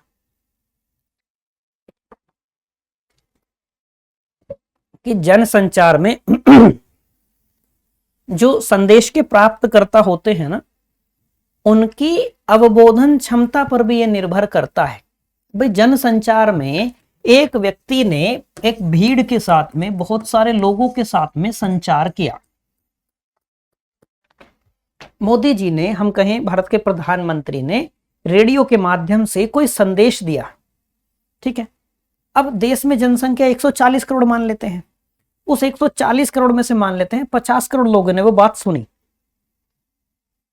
50 करोड़ लोगों ने वो बात सुनी। अब जरूरी थोड़ी है कि वो 50 के 50 करोड़ बात को, उस संदेश को उसी अर्थ में समझे जिस अर्थ में प्रधानमंत्री ने वो प्रेषित किया है। सबकी अपनी बुद्धि है, अपनी बुद्धि के आधार पर कोई उसका क्या अर्थ ग्रहण करेगा, कोई उसका क्या अर्थ ग्रहण करेगा। इसको क्या कहते हैं, चयनात्मक प्रक्रिया, सेलेक्टिव प्रोसेस, ठीक है। अब देखिए, इसने पूछा जनसंचार में निम्नलिखित में से किन से चयनात्मक प्रक्रिया का निर्माण होता है, कि जो हम सुनकर समझेंगे वो पूरी प्रक्रिया का निर्माण कैसे होगा। एक एक विकल्प देखिए। पहला कह रहा है चयनात्मक गोपन, गोपन मतलब प्राइवेसी की बात आ गई, सेलेक्टिव प्राइवेसी। दूसरा उसने कहा चयनात्मक अवधान, अवधान मतलब हुआ ध्यान, अटेंशन, ठीक है, यानी कि सेलेक्टिव अटेंशन, अटेंशन की बात हो गई। तीसरा उसने कहा प्रतिचयनात्मक प्रत्यक्षण, सेलेक्टिव परसेप्शन, परसेप्शन की बात हो गई। हम जो आप कहिए धारणा बना लेते हैं किसी को लेकर, हम कहते हैं ना परसेप्शन बना रखा है तुमने तो मेरे बारे में। फिर अगला कहता है चयनात्मक प्रतिधारण, प्रतिधारण मतलब रिटेंशन, रिटेंशन। अंतिम है प्रतिचयनात्मक अनभिज्ञता। अनभिज्ञता मतलब सेलेक्टिव इग्नोरेंस। इग्नोरेंस। अब आप इसको ध्यान से समझिए, हम चयनात्मक प्रक्रिया की बात कर रहे हैं, सेलेक्टिव प्रोसेस की बात कर रहे हैं। हम किसी के मैसेज को सुनकर उस मैसेज से क्या अर्थ ग्रहण करेंगे ये हमारी बुद्धि पर निर्भर करता है। तो वो जो अर्थ ग्रहण करने के लिए जो चयनात्मक प्रक्रिया है उसका निर्माण कैसे होगा, ये प्रश्न हमसे पूछ रहा है। समझ आई बात? चलिए, सेलेक्टिव प्राइवेसी, यदि गोपनीयता होगी तो हम अर्थ कैसे ग्रहण करेंगे? चयनात्मक प्रक्रिया का निर्माण ही नहीं होगा। भाई यदि गोपनीयता रखी गई तो चयनात्मक प्रक्रिया का निर्माण होगा ही नहीं, यानी कि एक तो नहीं होगा। बिंदु स्पष्ट। दूसरा, सेलेक्टिव अटेंशन, ध्यान, अवधान। हम यदि ध्यान देंगे तभी तो हम सुनेंगे, यदि हम ध्यान से सुनेंगे तभी तो समझ पाएंगे, यानी कि ध्यान तो देना पड़ेगा। तो अवधान तो सही है, अटेंशन तो सही है। तीसरा, प्रत्यक्षण, परसेप्शन। यदि हमने परसेप्शन बनाया है, जैसे दो तरीके की चीजें हैं, आपने सुना होगा नजर बदलिए नजरिया बदलेगा। हम यदि किसी के बारे में किसी डॉक्टर के पास गए और उस डॉक्टर को लेकर हमने ये परसेप्शन बना रखा है कि ये डॉक्टर अच्छी दवाई नहीं देता, तो निश्चित है, ये तय मान के चलिए लगभग, कि आप सही नहीं होंगे उसके इलाज से। कई बार कई बड़े बुजुर्ग ये कह देते हैं कि विश्वास करके राख चाट लोगे तो भी ठीक हो जाओगे, ये बड़े बुजुर्ग बोल देते हैं। ठीक है, मामला किस चीज का है? प्रत्यक्षण का। आप किसी अध्यापक के पास गए और आपके मन में पहले से ये चल रहा है कि ये सर जो है बहुत अच्छा पढ़ाते हैं, इनके पास जो गया है उसको समझ में आ जाती हैं चीजें। अब यदि कुछ चीजें 19-20 होंगी ना, तो भी आप एफर्ट करके समझ लेंगे उन चीजों को।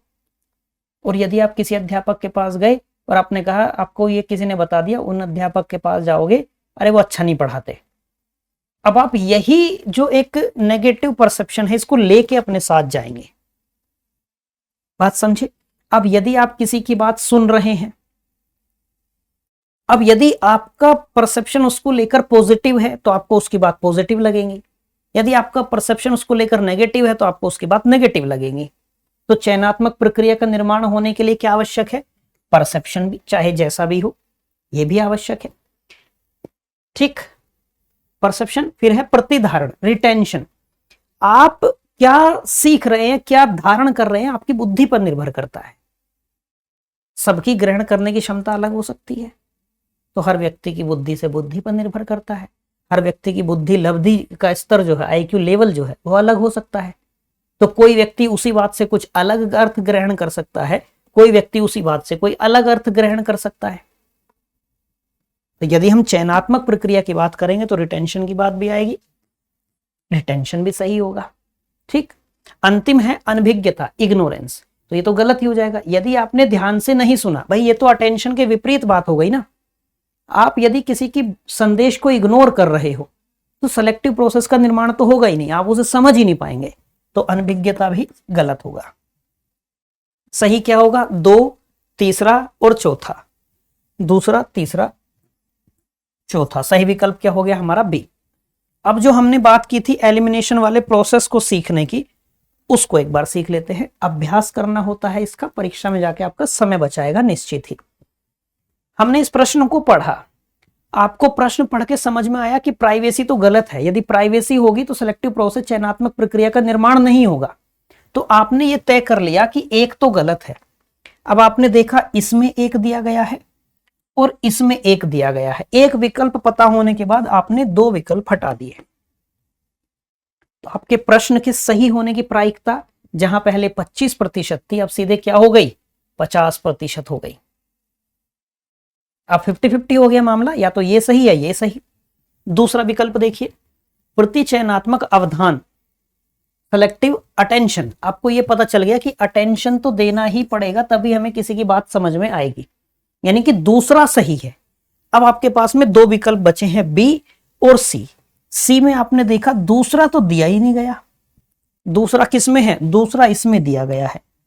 तो आपको 2 विकल्प पता चलते ही आपको सही उत्तर मिल गया।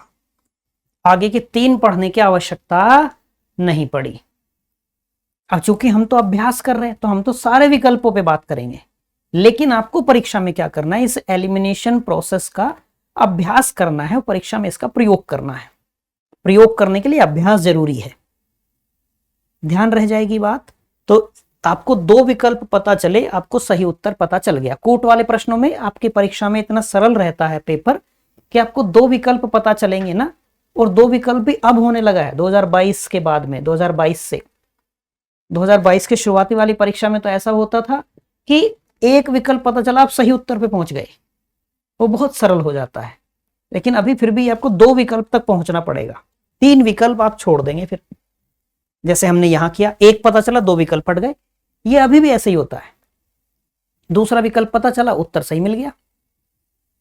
बात समझ आ गई। अगला प्रश्न देखें। संप्रेषण की दृष्टि से निम्नलिखित में से कौन सा एक सांस्कृतिक संस्थान है, कल्चरल इंस्टीट्यूशन है। किसके बारे में बात कर रहे हैं? Cultural institution. सांस्कृतिक संस्थान कौन होगा? जो संस्कृति के बारे में जानकारी देगा, जो संस्कृति के बारे में आपको ज्ञान देगा, अधिगम कराएगा, वही तो सांस्कृतिक संस्थान होगा। विकल्प देखिए, पहला है व्यापार संगठन। व्यापार संगठन क्या करेगा? जो व्यापार के बारे में जानकारी देगा। तो क्या व्यापार संगठन होगा? नहीं। बी विकल्प क्या है? राजनीतिक दल। राजनीतिक दल कैसे सांस्कृतिक संस्थान होगा? वो तो राजनीति के बारे में ज्ञान देगा, वो तो राजनीति के बारे में सिखाएगा। तो क्या कहेंगे? ये भी नहीं होगा।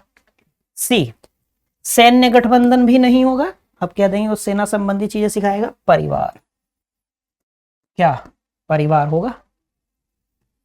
परिवार सभी समाजों में एक प्रमुख सामाजिक संस्था है। सभी समाजों में एक प्रमुख सामाजिक संस्था क्या है? परिवार है।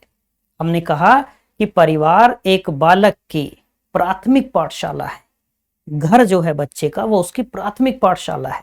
बच्चे के जो माता पिता हैं वो उसके प्राइमरी एजेंट हैं, प्राथमिक अभिकर्ता हैं। सब चीजें वो वहीं से सीखता है। तो घर में आप देखते होंगे संस्कृति को लेकर, त्योहार को लेकर, तीज त्योहार सबके बारे में सिखाया जाता है। जब बच्चे का जन्म हुआ तो अबोध है, लेकिन धीरे धीरे धीरे धीरे उसको चीजें सब सीखने को मिलती हैं। तो सही विकल्प क्या होगा इसका? डी, परिवार। कोई मुश्किल नहीं समझने में। अगला प्रश्न देखिए। संप्रेषण बाधाओं की सूची में निम्नलिखित में से क्या शामिल नहीं है? क्या शामिल नहीं है? जब आप प्रश्नों को हल करें, पुस्तक से किसी से अभ्यास कर रहे हैं, परीक्षा में जाएंगे, कुछ शब्द आते हैं, कुछ शब्द आते हैं जिन पर आपको ध्यान देना होगा। जैसे आपको कोई शब्द पर प्रश्न में देखने को मिले सदैव, तो सदैव आते क्या होना है? सतर्क हो जाना है। हमेशा, कभी नहीं, कभी भी, इस प्रकार के जब शब्द आएंगे तो एकदम सतर्क हो जाना है। ठीक है। फिर अब क्या परीक्षक करने लगा है? थोड़ा सा गेम खेलता है विद्यार्थियों के साथ में। जैसे इसमें पूछा है क्या शामिल नहीं है, ऐसे प्रश्न क्या बनता है? सत्य नहीं है। वो गलत के बारे में पूछ रहा है, लेकिन लिख के क्या देता है? ये नहीं देगा असत्य है, सत्य नहीं है। यदि सत्य के बारे में पूछेगा तो क्या लिख के देगा? असत्य नहीं है। तो ध्यान देना है। तो जब ऐसे प्रश्न आए, उनमें जो लास्ट में यहां नहीं है दिया हो, तो थोड़ा सा सतर्क होना है, इन पर ध्यान देना है। ठीक है। अब ये प्रश्न है आपसे संचार की बाधाओं को लेकर। संचार की बाधाएं क्या हो गई भाई? जो भी संचार में मैसेज को प्रेषित करने से प्राप्तकर्ता के पास पहुंचने तक में जो भी हर्डल आ रहा है, जो भी बैरियर आ रहा है, उसको संचार में बाधा कहते हैं। संचार में बाधा क्या करती है? संचार को प्रभावी होने से रोकती है। ठीक है। संचार में आने वाली बाधाओं को हम शोर कहते हैं, नॉइस कहते हैं। ध्यान रहेगा। जैसे मैं आपको कोई मैसेज दे रहा हूं, विचारों का आदान प्रदान कर रहा हूं, और ये माइक काम करना बंद कर दे, या आपको ठीक से आवाज ना आए, ये क्या होगा? एक बाधा है। आप दोस्त से फोन पे बात कर रहे हैं, वॉइस ब्रेक हो रही है, नेटवर्क ठीक नहीं आ रहा, एक बाधा हो गई। आप किसी मीटिंग में बैठे हैं, बाहर से टाइपराइटर की कीबोर्ड की खटखट की आवाज आ रही है, बाधा हो गई। आप मीटिंग में बैठे हैं, बार बार कोई चाय कॉफी लेकर आ रहा है, बाधा है। आपके सर में दर्द है, तबीयत खराब है, संचार में एक बाधा है। तो संचार में कई सारी बाधाएं होती हैं। भाषा के स्तर पर भी बाधा होती है, व्यक्तिगत बाधाएं होती हैं, मनोवैज्ञानिक बाधाएं होती हैं, संगठन के स्तर पर भी बाधाएं होती हैं। बहुत सारी बाधाएं संचार में होती हैं।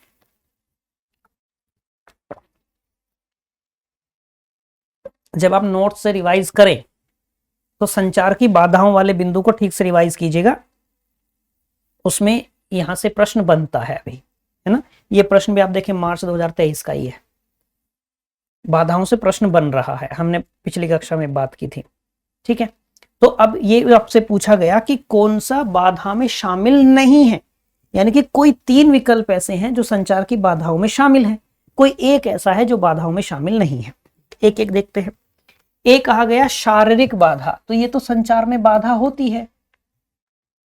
आपका सर दर्द कर रहा है, आप स्वस्थ महसूस नहीं कर रहे, शरीर में कोई पीड़ा है, बाधा हुई, आप वो वास्तविक संदेश नहीं प्रेषित कर पाएंगे, आपका संचार में जो संदेश है वो प्रभावित होगा। बात समझे। बी, अर्थगत बाधा। अर्थगत बाधा मतलब जिससे प्राप्तकर्ता को अर्थ ही नहीं समझ में आया, वो भाषा के स्तर पर हो सकता है। भाषाई बाधा में अर्थगत बाधा आ सकती है कि भाई आपने गलत शब्दों का प्रयोग कर लिया है, त्रुटिपूर्ण शब्द है या शब्दाडंबर है, बहुत जटिल शब्दों का प्रयोग किया है, वो क्या होगी? बाधा। क्यों? क्योंकि प्राप्तकर्ता को अर्थ समझने में मुश्किल होगी, तो ये भी बाधा है। मनोवैज्ञानिक, हाँ मनोवैज्ञानिक भी एक बाधा है कि यदि आप मानसिक स्तर पर तनाव में हैं, टेंशन में हैं, तो क्या होगा? आपका जो संदेश है वो प्रभावित हो जाएगा उससे। ठीक है, तो ये भी एक बाधा है। दार्शनिक, फिलोसफिकल बैरियर नहीं होता। फिलोसफिकल बैरियर संचार की बाधाओं में उस सूची में शामिल नहीं होता। दार्शनिक बाधाएं कुछ नहीं होती भाई। किसी कोई अलग दर्शन का अनुयायी हो सकता है, कोई अलग दर्शन का अनुयायी हो सकता है, मतभेद हो सकते हैं, वो संचार में बाधा नहीं है कि उसकी वजह से जो आप संदेश देना चाह रहे हैं वो संदेश वास्तविक अर्थ में पहुंचा ही नहीं, ऐसा नहीं होगा। ये हो सकता है दोनों एक दूसरे से सहमत ना हो, एक के लिए कोई और दर्शन अच्छा है, एक के लिए कोई और दर्शन अच्छा है, लेकिन बाधा तो वो है जो दोनों के मध्य में संचार कोई प्रक्रिया को प्रभावित करती हो, सकारात्मक प्रतिपुष्टि आने में बाधा पहुंचाता हो, वो संचार की बाधा है, वो संप्रेषण की बाधा है। तो दार्शनिक बाधा संचार में बाधा नहीं होती, संचार में कोई बाधा ये नहीं है। बात समझ आ गई होगी। तो सही विकल्प क्या हो जाएगा हमारा? सी। ध्यान रखेंगे। अगला प्रश्न, निम्नलिखित में से कौन से रूप संप्रेषण के पारंपरिक माध्यम है? किसकी बात कर रहा है?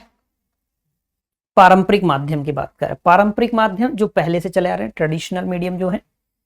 आधुनिक माध्यम जो मॉडर्न टाइम के हैं।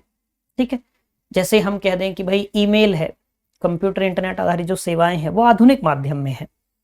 अखबार की बात करें, रेडियो की बात करें, ये पारंपरिक माध्यम होते हैं जैसे संचार के। अब इसने हमसे कहा है कि इनमें से कौन से, ये कुछ 5 बिंदु दिए गए हैं, इनमें से कौन से संप्रेषण के पारंपरिक माध्यम हैं? ए, सड़क प्रदर्शन, दूसरा यक्षगान, तीसरा कठपुतली का खेल, चौथा हरि कथा, पांचवा फिल्मी नृत्य। फिल्मी नृत्य, अब ये 5 है, कोट हमें चुनना है। इसमें भी हम एलिमिनेशन प्रोसेस लगाएंगे, पर पहले एक बार सारे विकल्पों को लेकर बात कर लेंगे। ठीक है, जो सड़क प्रदर्शन है वो आधुनिक माध्यम है, ना कि पारंपरिक माध्यम, ना कि पारंपरिक माध्यम। ये तो आप देखेंगे आधुनिक भारत के इतिहास में आने से चीजें शुरू हुई हैं। जब हम आधुनिक भारत के इतिहास पे आते हैं, 1915 में गांधी जी आते हैं, 1917 तक वो चंपारण पहुंचते हैं, तो चीजें धीरे धीरे धीरे धीरे करके वहां से आगे विकसित होती हैं। तो सड़क प्रदर्शन जो है हम जो आज देख रहे हैं वो पारंपरिक माध्यम नहीं है संचार का, वो आधुनिक माध्यम है। तो क्या हुआ? गलत। यक्षगान, यक्षगान पारंपरिक माध्यम है। यक्षगान क्या है? यक्षगान कर्नाटक के तटीय क्षेत्रों का एक प्रसिद्ध लोक नाट्य है, एक फोक डांस है, और ये लगभग 800-900 वर्ष पुरानी परंपरा है। कर्नाटक के तटीय क्षेत्रों में होता है, एक प्रसिद्ध लोक नाट्य है। ठीक है, तो ये पारंपरिक माध्यम है। कठपुतली का खेल पारंपरिक माध्यम है, आपने देखा होगा कठपुतली का खेल बहुत प्राचीन है, लेकिन इसमें भी बहुत सारी जगह पे कठपुतली का खेल होता है, लेकिन जो प्रसिद्ध है कठपुतली के खेल के लिए वो है राजस्थानी नट। राजस्थानी नट आपने देखा होगा, तो क्या कहेंगे कि हाँ, कठपुतली का खेल जो है पारंपरिक माध्यम है। हरि कथा, हरि कथा का मतलब क्या हुआ? हरि की कथा, हमारे आराध्य की कथा, हमारे ईश्वर की कथा। जो हिंदू धर्म में हम कहें कि ईश्वर और उसके अवतार जो हैं, उनके गुण को लेकर, उनके यश को लेकर, जब हम उनके रूप को लेकर वर्णन करते हैं, वो क्या है? हरि कथा है, हरि की कथा है, अपने आराध्य की कथा है, अपने ईश्वर की कथा है। जब हम अपने ईश्वर के रूपों का, उनके सौंदर्य का वर्णन करते हैं, उनके यश का वर्णन करते हैं, तो वो हरि कथा है। ये भी पारंपरिक माध्यम है। फिल्मी नृत्य आप आसानी से एलिमिनेट करेंगे कि नहीं? ये तो आधुनिक माध्यम है। तो क्या हुए? दूसरा, तीसरा और चौथा, ये क्या हुए? पारंपरिक माध्यम हुए। सही विकल्प क्या हो जाएगा? बी, दूसरा, तीसरा और चौथा। अब एलिमिनेशन प्रोसेस के अनुसार समझे, हमें पता चल गया कि जो सड़क प्रदर्शन है वो आधुनिक माध्यम है और हमसे पूछा गया पारंपरिक माध्यम। एक हमने देखा इसमें भी है, एक हमने देखा इसमें भी है, तो ये भी हट गया, ये भी हट गया। यक्षगान मान लीजिए, हमको पता चला कि यक्षगान, हमने देखा यक्षगान क्या है? वही कर्नाटक के तटीय क्षेत्रों में होता है, एक प्रसिद्ध लोक नाट्य है, फोक डांस है, 800-900 वर्ष पुरानी परंपरा है। तो दूसरा तो पारंपरिक माध्यम है। अब दूसरा इसमें है नहीं, केवल इसमें है, तो सही विकल्प क्या हो जाएगा? ये। एलिमिनेशन प्रोसेस से भी आप इसको हटा देंगे। बात समझ आ गई होगी यहां तक की? अगला प्रश्न देखिए, प्रभावी कक्षा संप्रेषण का उद्देश्य अधिगमकर्ताओं को क्या प्रदान करना है? प्रभावी कक्षा संप्रेषण, क्लासरूम कम्युनिकेशन के बारे में, इफेक्टिव क्लासरूम कम्युनिकेशन में। अब यहां दिया हुआ है अधिगमकर्ता। अधिगमकर्ता का मतलब क्या हुआ? अधिगम करने वाला। अधिगम करने वाला तो कोई भी हो सकता है, जरूरी नहीं है कि कोई विद्यार्थी ही हो, कोई भी हो सकता है, कोई व्यक्ति हो सकता है। लेकिन हमसे क्या कहा गया? प्रभावी कक्षा संप्रेषण, यानी कि जो कक्षा में अधिगम कर रहा है वो तो विद्यार्थी होगा, वो तो विद्यार्थी ही होगा। हर अध्यापक कक्षा में क्या प्रयास करते हैं कि वो जो अपनी बात बता रहे हैं, जो विद्यार्थियों को वो संदेश प्रेषित कर रहे हैं, वो प्रभावी होना चाहिए, वो विद्यार्थियों को आसानी से समझ में आना चाहिए। तो कुल मिलाकर ये सरल शब्दों में प्रश्न आपसे ये पूछना चाह रहा है कि एक अध्यापक अपनी कक्षा में विद्यार्थियों को क्या सिखाते हैं, अधिगमकर्ताओं को क्या प्रदान करते हैं। ठीक है, पहला नवीन ज्ञान, आप कहेंगे हाँ नवीन ज्ञान तो प्रदान करते हैं अध्यापक।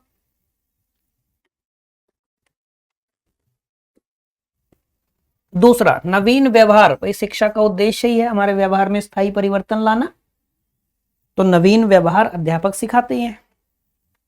नवीन सॉफ्ट कौशल, ये बात भी ठीक है, शिक्षा भी विनम्र हमको सिखाती है, विनम्र होना, विनम्रता लाती है। लेकिन अध्यापक भी कक्षा में विद्यार्थियों को सारी चीजें ये उसमें शामिल होती हैं कि हाँ व्यवहार में परिवर्तन हो, विनम्रता हो, नया ज्ञान हो, ये तो अध्यापक सिखाते ही हैं।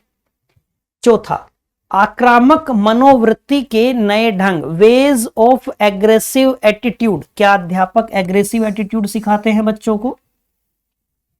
आप कहेंगे नहीं। अतिशय अनुक्रिया, क्या अध्यापक विद्यार्थियों को हाइपर रिएक्शन सिखाते हैं?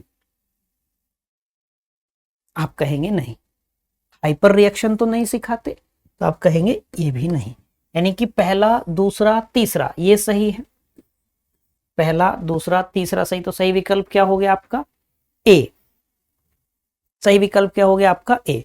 मान लीजिए आपको इनमें से किसी विकल्प को लेकर कंफ्यूजन थी, लेकिन इन दो के बारे में जानकारी है, तो भी आप देख सकते हैं कि जिसमें 4 और 5 है, 4, 5 इसमें है तो ये नहीं होगा, 4, 5 इसमें है तो ये नहीं होगा, इसमें 4 है तो ये भी नहीं होगा, ऐसे भी आप कर सकते हैं। चलिए सही विकल्प क्या हो गया? ए। अगला, नीचे दो कथन दिए गए हैं। पहला कथन है अंतरवैयक्तिक संप्रेषण व्यवहित या अव्यवहित हो सकता है। दूसरा, प्राय इसके भाग पर जन संप्रेषण का व्यवहित होना आवश्यक नहीं है, आवश्यक नहीं है। अब ऐसे शब्दों को लेकर मैं आपको शुरू में सचेत कर रहा था, यह प्रश्न सरल हो सकता था यदि अध्यापक ने ये व्यवहित और अव्यवहित के स्थान पर मध्यस्थ और अमध्यस्थ का प्रयोग किया होता। मध्यस्थ के बारे में फिर भी हमें समझ होती है, जानकारी होती है। कुल मिलाकर ये इंग्लिश में बात किसको लेकर कर रहा है? मीडिएटेड और अनमीडिएटेड को लेकर ही ये कह रहा है। अंतरवैयक्तिक संचार का मतलब क्या हुआ? जिसमें दो व्यक्ति बात कर रहे हैं, ठीक है, दो व्यक्ति बात कर रहे हैं, तो हो सकता है उनके बीच में कोई मध्यस्थ हो, कोई मध्यस्थता कर रहा हो, और ऐसा भी हो सकता है वो आमने सामने बैठ के बात कर रहे हो, ये भी हो सकता है, ठीक है। तो इसने पहले कथन में कहा कि अंतरवैयक्तिक संप्रेषण मीडिएटेड या अनमीडिएटेड हो सकता है, बीच में कोई मध्यस्थता करने वाला हो भी सकता है और नहीं भी। तो बात तो ये ठीक है, पहला कथन ठीक है। दूसरा, प्रायः इसके भाग पर जन संप्रेषण मास कम्युनिकेशन का व्यवहित होना, मीडिएटेड होना आवश्यक नहीं होता। भाई जन संचार का तो मीडिएटेड होना आवश्यक है, वरना कैसे एक भीड़ के साथ में बिना किसी मध्यस्थता के, बिना किसी चीज को बीच में लिए कैसे एक व्यक्ति संदेश प्रेषित कर पाएगा? जहां अनेक प्राप्त करता हूं, नहीं होगा। बात समझ आ गई? इसने क्या कहा? आवश्यक नहीं। अरे भाई आवश्यक होता है, जन संचार तो मीडिएटेड ही होगा, जन संचार मीडिएटेड ही होगा। बात समझ आई? इस वजह से दूसरा क्या होगा? गलत हो जाएगा। दूसरा क्या होगा? गलत हो जाएगा। तो पहला कथन सही है, दूसरा कथन गलत है। सही विकल्प आपका सी है ना, कि पहला कथन सही है, दूसरा गलत है। अगला प्रश्न देखिए, कक्षा में प्रभावी संप्रेषण की प्रासंगिक कार्यनीतियां। फिर प्रभावी संप्रेषण के लिए कक्षा में आपसे पूछा एक प्रभावी कार्यनीतियां क्या होंगी, रिलेवेंट स्ट्रेटेजी भी आप कह सकते हैं कि प्रासंगिक रणनीतियां क्या होंगी कि एक अध्यापक अपने कक्षा में संचार को प्रभावी बनाए। ठीक है, पहला, विद्यार्थियों की सांस्कृतिक पृष्ठभूमि को समझना। दूसरा आपसे कहता है वाणी की स्पष्टता। तीसरा कह रहा है अध्यापक और विद्यार्थी दोनों पक्षों द्वारा श्रवण पर ध्यान केंद्रित करना। चौथा, सांस्कृतिक लेबल का नवोन्मेष। पांचवा, सामूहिक प्रयास के प्रति तिरस्कार भाव।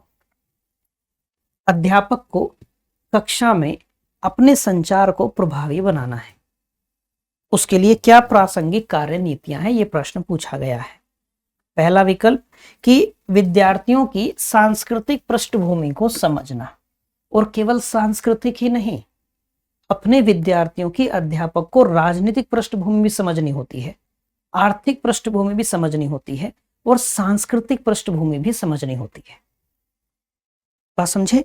अध्यापक को अपने संचार में इन बातों का ध्यान रखना होता है कि विद्यार्थी की सामाजिक पृष्ठभूमि क्या है। कभी ऐसा ना हो कि अध्यापक कोई उदाहरण देने निकले और वो उदाहरण ऐसा हो जो उस बच्चे को आहत कर दे।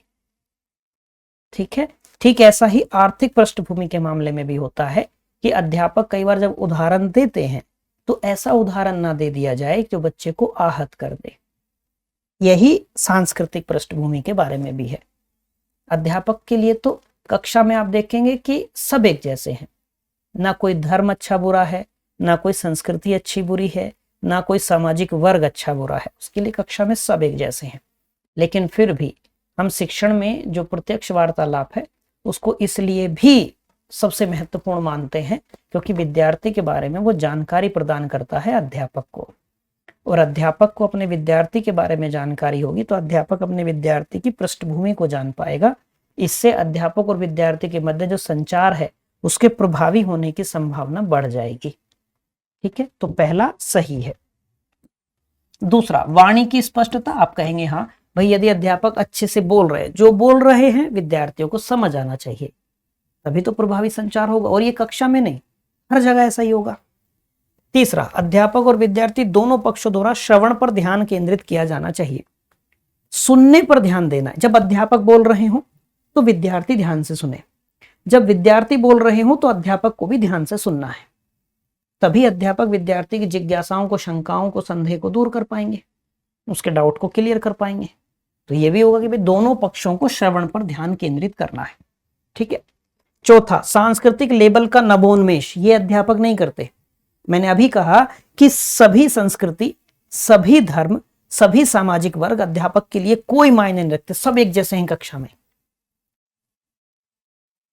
कक्षा में अध्यापक संस्कृति के आधार पर, बालक की सामाजिक, आर्थिक, राजनीतिक, सांस्कृतिक पृष्ठभूमि के आधार पर, धर्म के आधार पर कोई भेद नहीं करते। तो फिर कैसे अध्यापक सांस्कृतिक लेवल का नवोन्मेष कर सकते हैं? नहीं कर सकते। सामूहिक प्रयास के प्रति तिरस्कार का भाव नहीं।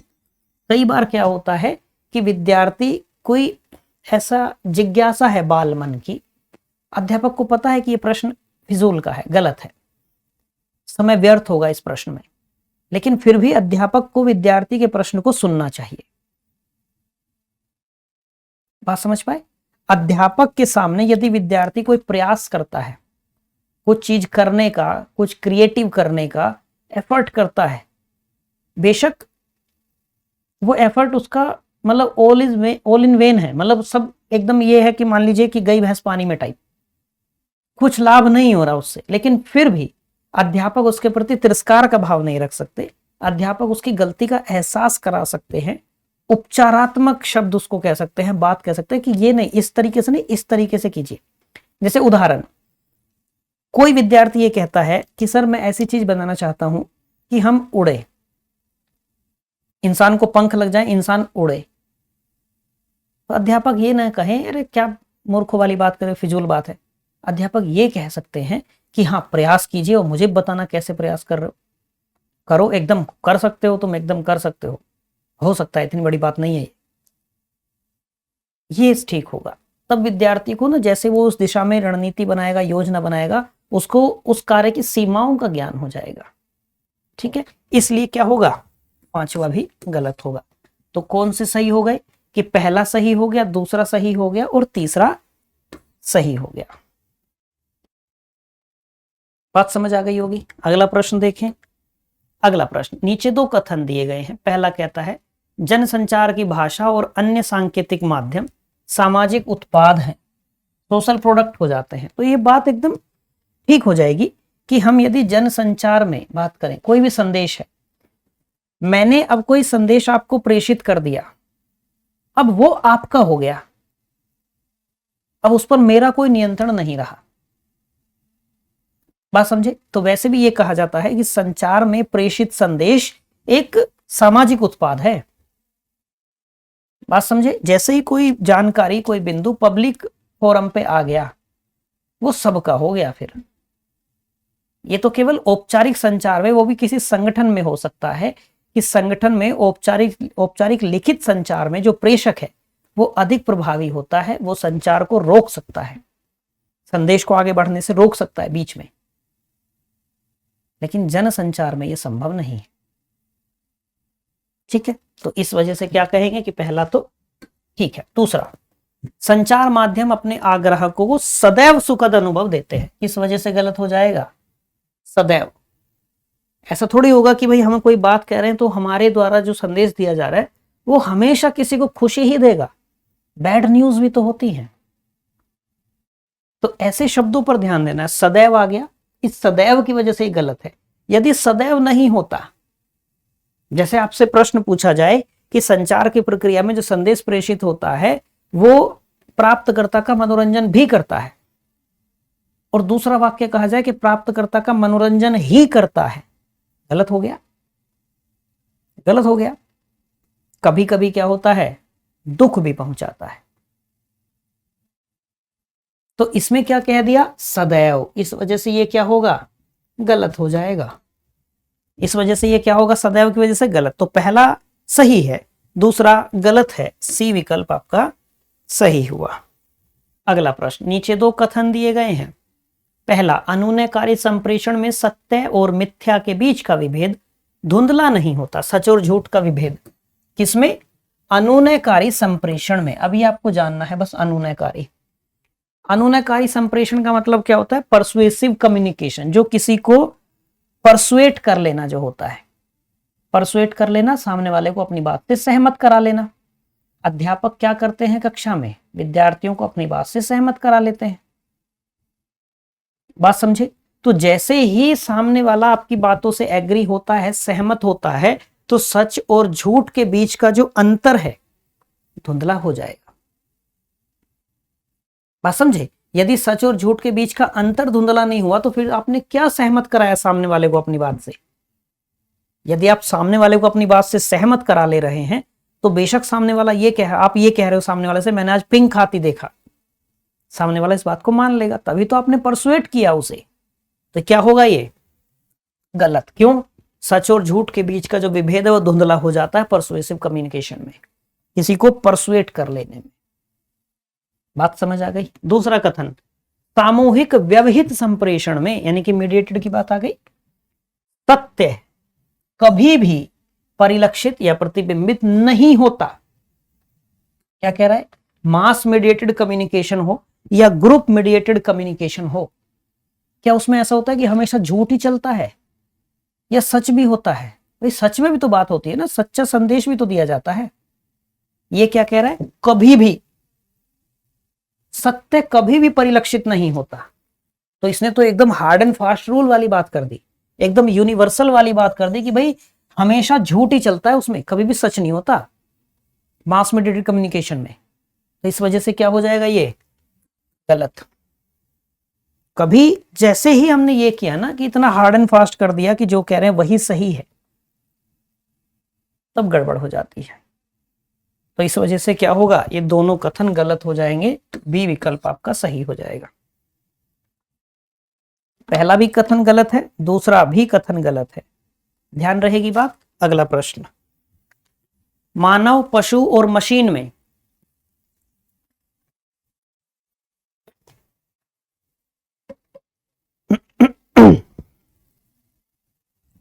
मानव, पशु और मशीन में प्रतिपुष्टि प्रणाली फीडबैक सिस्टम का अध्ययन करने वाले विज्ञान का इस रूप में वर्णन किया जाता है।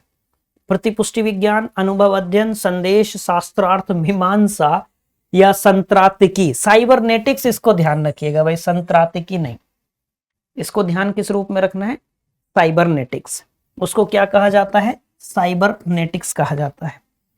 अब इसमें हमें हालांकि प्रश्न से ही समझ में आ गया, प्रश्न में कह रहा है हमसे मानव, पशु और मशीन, इन तीनों में ही जो हम फीडबैक सिस्टम का अध्ययन करने वाला जो साइंस है कि भाई इनका फीडबैक कैसे आता है, कब आता है, क्या है, कैसे नहीं, कब सकारात्मक होगा, कब नकारात्मक होगा, इसकी जो स्टडी करने वाला साइंस है उसको साइबरनेटिक्स कहते हैं।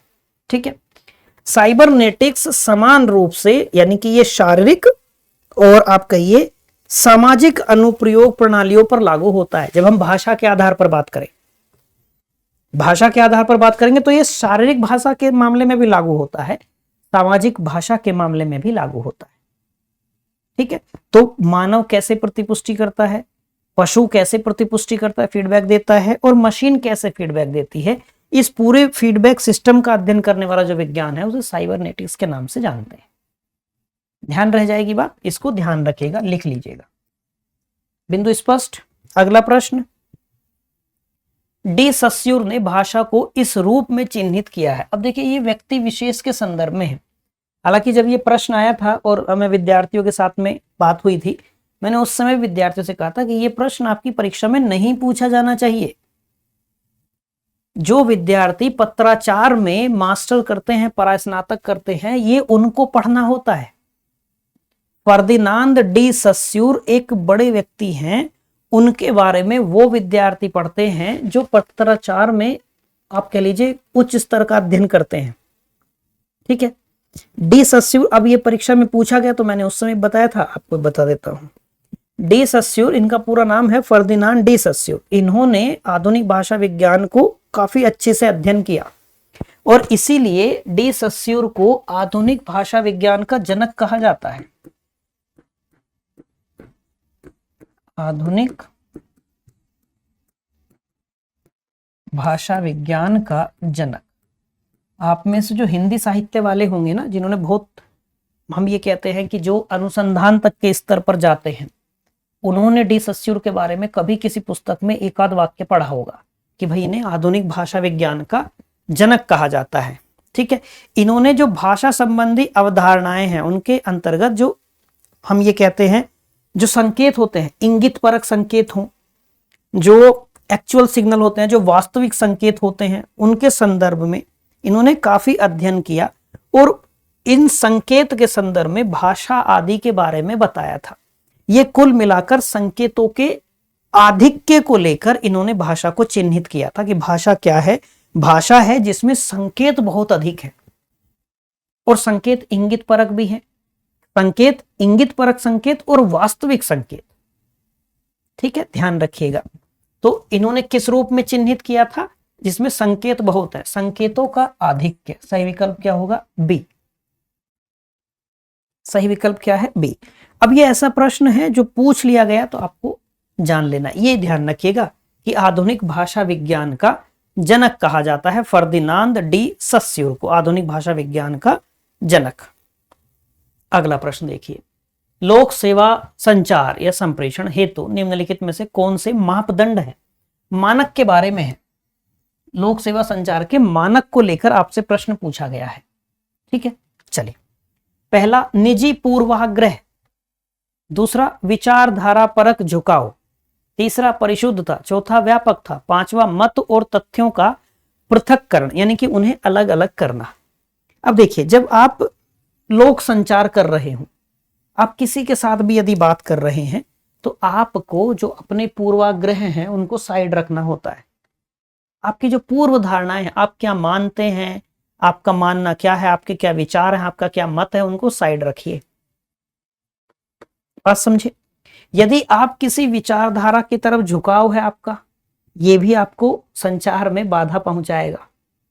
ये भी क्या होगा, व्यक्तिगत बाधाओं में इसकी बात आती है कि भाई ये भी बाधा है यदि आप किसी एक की तरफ विचारधारा को लेकर झुकाव है आपका।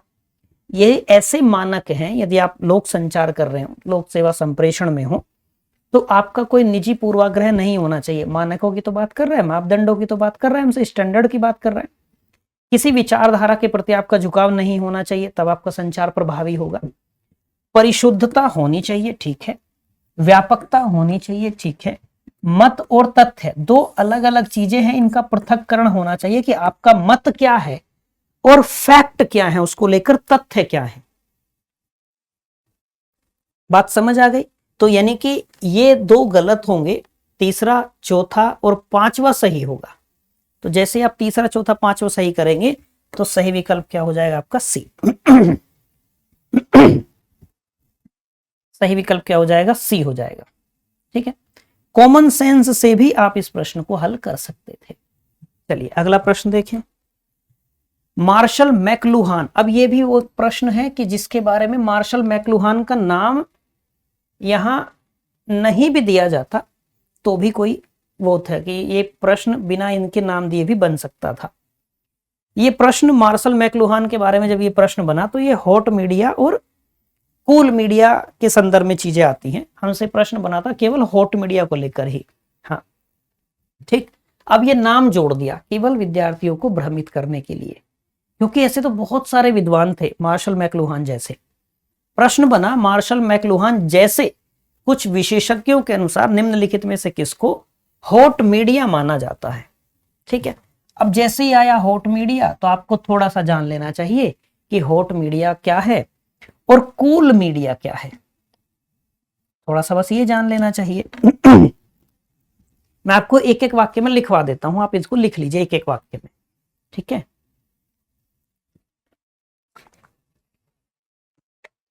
भाई अभ्यास के दौरान कुछ नया सीखने को मिले। पहले लिखिए आप हॉट मीडिया को लेकर, हॉट मीडिया लिखेंगे उसका आगे एरो करके लिखिए।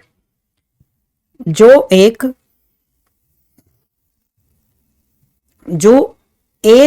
इंद्रिय चाहे आंख हो, कान हो, जीव हो, त्वचा हो, ये वाला मामला इंद्रियों के मामले में, जो एक इंद्रिय, ब्रैकेट में लिख लीजिए, ब्रैकेट करके लिखिएगा। उदाहरण के लिए दृष्टि या ध्वनि, मतलब देख लो या सुनकर, मतलब आंखों के द्वारा या कान के द्वारा, दृष्टि या ध्वनि, ब्रैकेट बंद। जो एक इंद्रिय पर दूसरों की तुलना में, जो एक इंद्रिय पर दूसरों की तुलना में अधिक जोर देते हैं, अधिक जोर देते हैं, पूर्ण विराम, इसमें पूर्ण भागीदारी होती है, इसमें पूर्ण भागीदारी होती है, हॉट मीडिया कहलाता है। अब कुछ उदाहरण लिख लीजिए हॉट मीडिया के। जैसे या उदाहरण radio, comma film, comma lecture व्याख्यान, व्याख्यान, कोमा फोटोग्राफी। ये हॉट मीडिया के उदाहरण हो जाएंगे। अब हमने बात की जैसे रेडियो, हमने फिल्म की बात की, आप सिनेमा भी कह सकते हैं, है ना। फिर आप मुद्रण प्रिंटिंग की बात भी कर लीजिए, मटेरियल आपको प्रिंट करके दे दिया जाए। तो इसके विकल्प में आप देख लेंगे कि आपको मिल गया हॉट मीडिया के बारे में है, तो रेडियो मिल गया, रेडियो कह लीजिए, सिनेमा मिल गया और प्रिंटिंग मिल गया, मुद्रण मिल गया आपको। ठीक है, तो सही विकल्प क्या हो जाएगा? तीसरा, चौथा और पांचवा। अब आप लिखिए कूल मीडिया के बारे में, तब जाके ये प्रश्न आपको और क्लियर हो जाएगा। अगली लाइन से एक लिखिएगा, कूल मीडिया मतलब होना चाहिए कूल मीडिया के बारे में भी जानकारी। ये प्रश्न भी आपसे नहीं बनना चाहिए, इस परीक्षा के लिए ये प्रश्न नहीं बनना चाहिए। ये जो जब अनुसंधान में आप आगे जाते हैं तो जो मीडिया वाले होते हैं ना, उनको ये पढ़ना होता है, जनसंचार वाले भी पढ़ते हैं। कूल मीडिया में लिखिए, यह आमतौर पर, आमतौर पर, तो जैसे आमतौर पर लिखा तो ब्रैकेट में लिख लीजिए हमेशा नहीं, मतलब आमतौर पर ऐसा होता है, हमेशा ऐसा होगा ही होगा ये जरूरी नहीं है, हमेशा नहीं, ब्रैकेट बंद। यह आमतौर पर ऐसे होते हैं जो कम भागीदारी वाले होते हैं, जो कम भागीदारी वाले होते हैं। और हॉट मीडिया में हमने क्या की, एक इंद्रिय वाले अधिक भागीदारी पर जो उस पर ही जोर देते हैं। ठीक है, जैसे टेलीफोन, टेलीविजन, कार्टून, सेमिनार। ठीक है, टेलीफोन, टेलीविजन, कार्टून, सेमिनार। तो आप क्या कहेंगे, ये कूल मीडिया का उदाहरण है। टेलीविजन या दूरदर्शन लिखा मिल जाता है, ये भी कूल मीडिया का उदाहरण है, कूल मीडिया का। ठीक है, आमतौर पर कम भागीदारी वाले होते हैं। ठीक, तो इसका सही विकल्प क्या हो गया? तीसरा, चौथा और पांचवा। भाई कोई पत्रिका है, अखबार प्रिंट हुआ तो बहुत लोगों तक जाएगा। ठीक, ऐसे ही रेडियो और सिनेमा के संदर्भ में भी ध्यान रह जाएगी बात। आगे बढ़ जाएं। अगला प्रश्न है, संप्रेषण में संवृत्ति शास्त्रीय। अब देखिए, ये शब्द की वजह से ये प्रश्न उस समय मुश्किल हुआ था, ये 22 का प्रश्न था, है ना, 2022 में ये प्रश्न पूछा गया था। और ये केवल इस शब्द की वजह से, संवृत्ति शास्त्रीय, इसके लिए कोई और शब्द भी प्रयोग में लाया जा सकता है। हम जैसे कई बार फेनोमिना बोलते हैं तो ये फेनोमिनोलॉजिकल है, बस इतना अंतर है। संवृत्ति शास्त्रीय व्याख्या निम्नलिखित में से किसको सम्मिलित करती है? ए, सामूहिक अनुभव, बी, गौण अनुभव, सी, निजी अनुभव, या डी, अप्रत्यक्ष अनुभव। तो हमें थोड़ा सा संवृत्ति शास्त्र के बारे में जानना चाहिए। जैसे हम कहते हैं ना कि ये एक फिनोमिना है, ये एक घटना है ना, तो ऐसे ही संवृत्ति शास्त्र क्या होगा? हम कहें ये घटना विज्ञान है, घटना विज्ञान आप कह सकते हैं। आप कह सकते हैं एक दृष्टिकोण से संबंधित होना, एक दृष्टिकोण से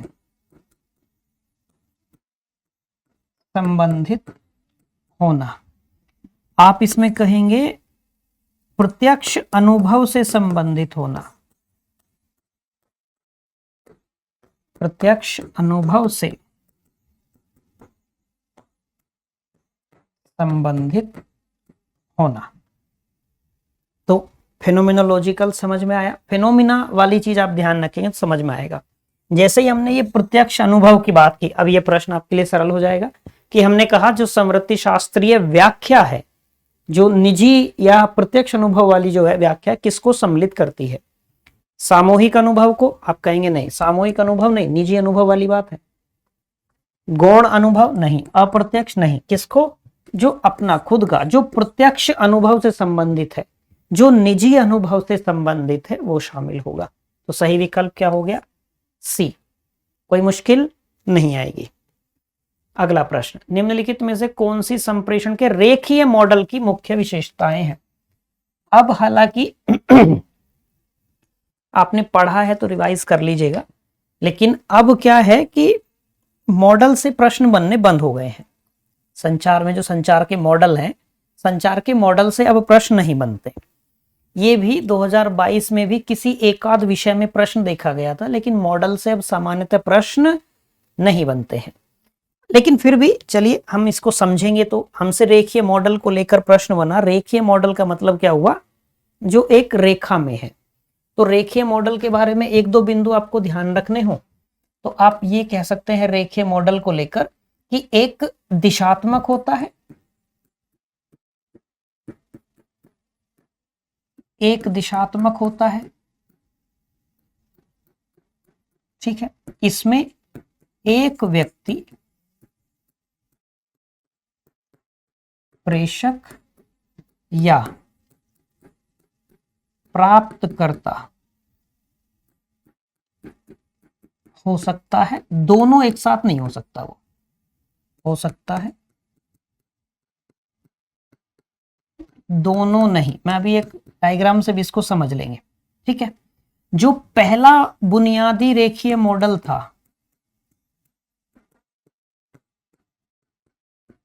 पहला बुनियादी रेखीय मॉडल अरस्तु ने सुझाया था,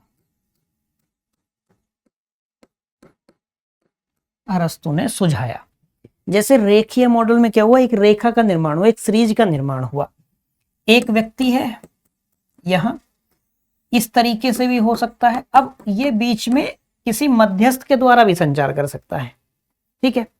तो या तो ये सेंडर हो सकता है, रिसीवर हो सकता है। दोनों चीज एक ही नहीं हो सकता। ऐसा नहीं हो सकता इस मॉडल में कि एक व्यक्ति खुद से बात कर रहा हो। वो अंतः वैयक्तिक में हो जाता है जब हम बोलते हैं अरे बाप रे, ओ भाई साहब, हे भगवान आज बचा ले। हम खुद ही से बात कर रहे हैं, सेंडर भी हमें, रिसीवर भी हमें। इसमें ऐसा नहीं हो सकता। या तो आप सेंडर हो सकते हैं, रिसीवर हो सकते हैं। ये ऐसे भी हो सकता है, ये ऐसे भी हो सकता है रेखीय मॉडल, ठीक है। तो ये दिशात्मक है, इसकी एक दिशा होती है, ये ध्यान रखिएगा। अब हमसे इसने कहा है कि रेखीय मॉडल की मुख्य विशेषताएं हमें बतानी है। पहला है एक मार्गी संप्रेषण, हमने बात की सबसे शुरू में, दिशात्मक होता है। दूसरा है छल योजित या मैन्युपुलेटेड प्रतिपुष्टि। भाई मैन्युपुलेटेड प्रतिपुष्टि की बात कहां से आएगी? मैन्युपुलेटेड प्रतिपुष्टि तो जब होगी जब हमने, हमारा संदेश प्रभावी ना हो, या हम ये कहें कि बीच में किसी ने उस फीडबैक को छेड़छाड़ की हो, ठीक है। तो रेखीय मॉडल में तो ये नहीं होता। क्या कहेंगे? हटा देंगे। शोर की अनुपस्थिति, ये जरूरी नहीं है भाई, हो सकता है। शोर कहने का मतलब है बाधा। यहां से एक संदेश वहां गया प्राप्तकर्ता तक, बीच में हो सकता है कोई बाधा आ जाए उस माध्यम की वजह से, भाषा को लेकर किसी भी स्तर पर हो सकती है। चौथा, जन संप्रेषण हेतु प्रयुक्त। हाँ बिल्कुल ठीक है कि हम इसको जन संचार के लिए प्रयोग में ला सकते हैं, तो चौथा भी सही हो गया। प्रेषक केंद्रित संप्रेषण, हाँ ये बात भी ठीक है। जो शुरू करेगा, जो संचार की प्रक्रिया को शुरू करेगा, उसके ऊपर है बीच में किसी को मध्यस्थ रखे या ना रखे। तो इसमें हाँ प्रेषक केंद्रित होता है। यह ध्यान रखना है कि पहला बुनियादी रेखीय मॉडल अरस्तु ने सुझाया था। तो इस प्रश्न का पहला हमारा सही होगा, फिर दूसरा और तीसरा गलत है, चौथा और पांचवा सही है। तो पहला सही, चौथा सही और पांचवा सही। सही विकल्प इनमें से हमारा हो गया डी। सही विकल्प कौन सा हो गया? डी हो गया। अगला प्रश्न, नीचे दो कथन दिए गए हैं। एक कहता है गैर शाब्दिक संकेतक सिग्नल संप्रेषण पर बल देने और उसके समर्थन हेतु प्रयुक्त होते हैं। समझ आई बात? जो हम गैर शाब्दिक सिग्नल या गैर शाब्दिक संकेत का प्रयोग करते हैं, वो हमारे संचार पर बल देने के लिए, हमारे संचार का समर्थन करने के लिए प्रयुक्त होते हैं। वो उदाहरण सोच लीजिए, माताजी रसोई में हैं और माताजी ने रसोई में से, आप पढ़ रहे हैं, आपसे ऐसे पूछ लिया। आप समझ गए ना, माताजी चाय के लिए पूछ रही हैं या कॉफी के लिए पूछ रही हैं। तो माताजी ने शब्दों का प्रयोग करके आप तक संदेश प्रेषित नहीं किया, लेकिन आप तक वो संदेश पहुंच गया और आपने वास्तविक अर्थ में उसे समझा और आपने उसको जवाब भी दिया। आप गर्दन हिला के भी जवाब दे सकते हैं। तो ये क्या है? ये संकेत ही तो है। भाषा क्या है? भाषा हमारे सर्वसम्मत संकेतों का ही तो रूप है, आप ये कह लीजिए। हम सबने मिलकर ये तय किया कि ऐसे जो लिखेगा हम उसे राम पढ़ेंगे।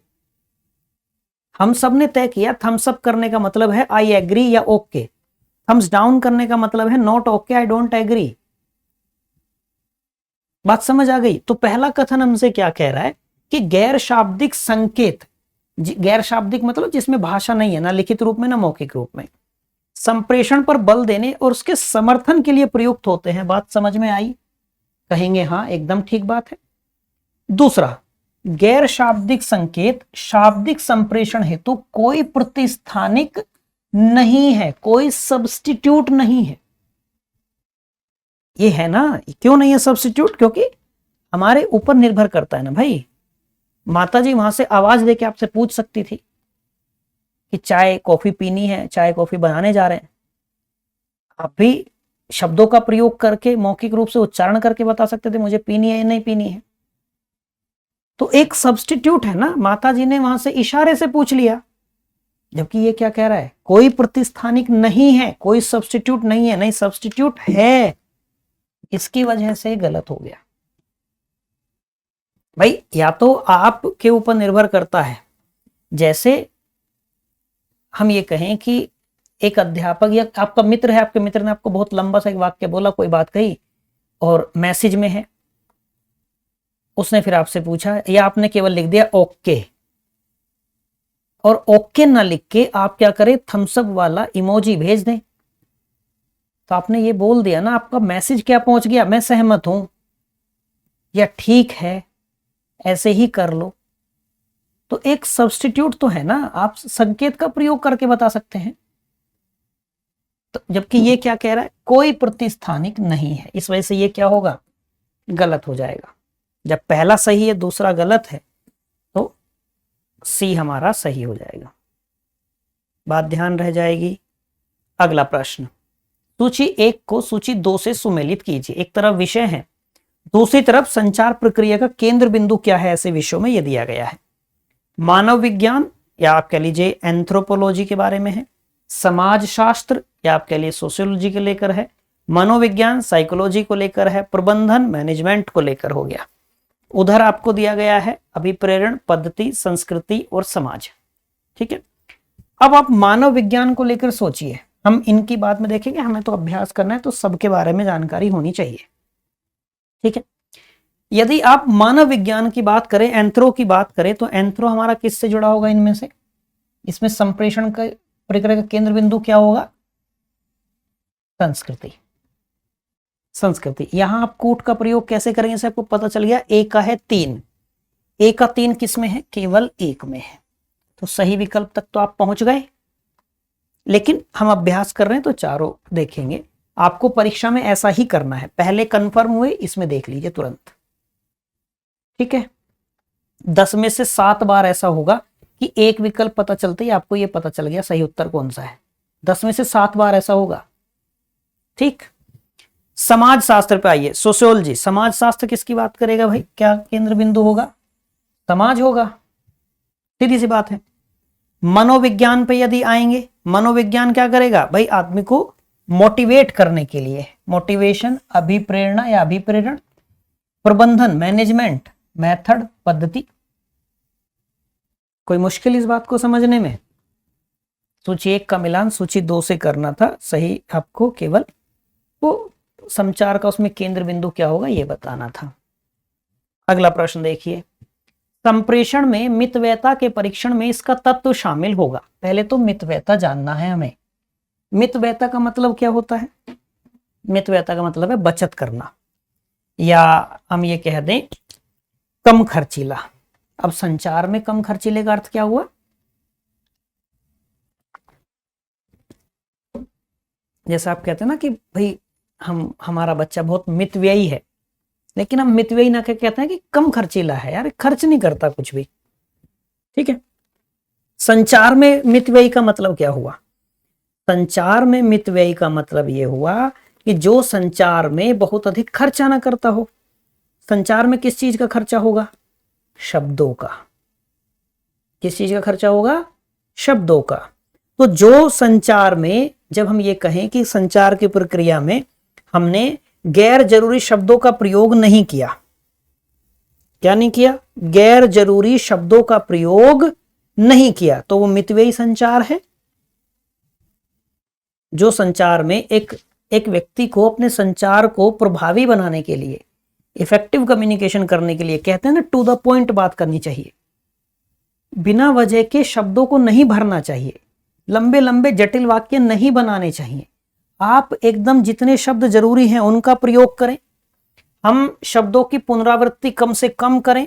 शब्द जाल बुनने की कोशिश ना करें, शब्द जाल ना बुने। क्या रहें? तार्किक रहें, लॉजिकल रहें अपना मैसेज कन्वे करने तक। बिना वजह शब्द जाल बुनेंगे, सामने वाला बोर हो जाएगा, ऊब जाएगा। सरल शब्दों का प्रयोग करें, स्पष्ट शब्दों का प्रयोग करें। छोटे छोटे वाक्य हों, जटिल वाक्य, बड़े बड़े वाक्य ना हो। इससे क्या होता है? ये होगा मितव्ययी संचार। मितव्ययी संचार जो संचार में कम खर्च करता हो। ठीक है, अब संचार में क्या खर्च है? शब्द है। हमें समझ में आया। अब ये कह रहा है संप्रेषण में मितव्ययता के परीक्षण में इसका तत्व शामिल होगा। किसका तत्व शामिल होगा? पहला आपसे कहता है कि तार्किक सरलता। तार्किक सरलता का मतलब क्या हुआ? कि जो लॉजिकली एकदम सिंपलिसिटी रखता हो, इसी से मितव्ययता का परीक्षण होता है। आप कितने साधारण हैं अपने संदेश को प्रेषित करने में, कितने सरल शब्दों का प्रयोग किया, कितने कम शब्दों का प्रयोग किया, कितनी स्पष्टता है, जटिल वाक्य नहीं है, लंबे लंबे वाक्य नहीं है, संक्षिप्त वाक्य हैं। तो आपका संचार कैसा है? मितव्ययी संचार है। और यदि मितव्ययी संचार है कि नहीं है, उसका परीक्षण इसी से होता है कि उसमें लॉजिकल सिंप्लिसिटी कितनी है, तार्किक सरलता कितनी है। तो सही विकल्प तो हमारा होगा ए। सही विकल्प तो होगा तार्किक सरलता। जटिल वैधता, अब आप एकदम खंडन कर पा रहे होंगे मितव्ययता में समझते ही कि क्यों नहीं होगा, क्योंकि पार्सिमोनी की बात है, बचत की बात है, मितव्ययता की बात है। भावप्रवण सामान्यीकरण था। भावप्रवण मतलब जो हम ये कहते हैं फेस एक्सप्रेशन की बात कर लें, शरीर की भाषा की बात कर लें। ठीक है। सार ग्रहण, हमें यदि किसका करना है? हमें तो परीक्षण करना है। किसका? मितव्ययता का। मितव्ययता का परीक्षण किससे होगा? तार्किक सरलता से होगा, लॉजिकल सिंप्लिसिटी से होगा। बात समझ पाए? संचार में मितव्ययी होने का अर्थ समझ पाए होंगे आसानी से। आगे बढ़ जाएं। अगला प्रश्न, मीडिया के द्वारा संप्रेषण किसको परिलक्षित करता है? मीडिया के द्वारा, मीडिया है, मीडिया के द्वारा जब संचार होता है तो वो किस चीज को परिलक्षित कर रहा होता है?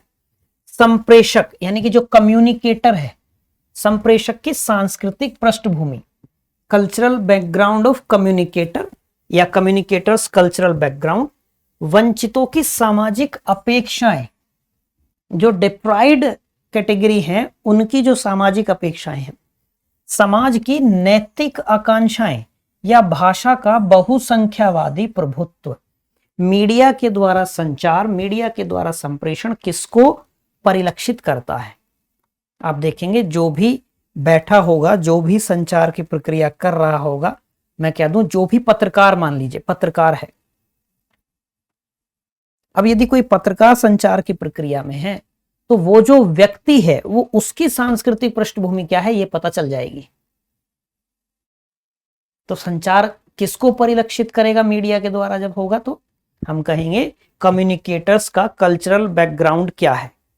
The communicators cultural background. सही विकल्प क्या होगा? ए। ठीक है। अगला अंतिम प्रश्न देखते हैं आज का। संप्रेषण में प्रेषित संदेश का अर्थ है। हमने संचार की प्रक्रिया की।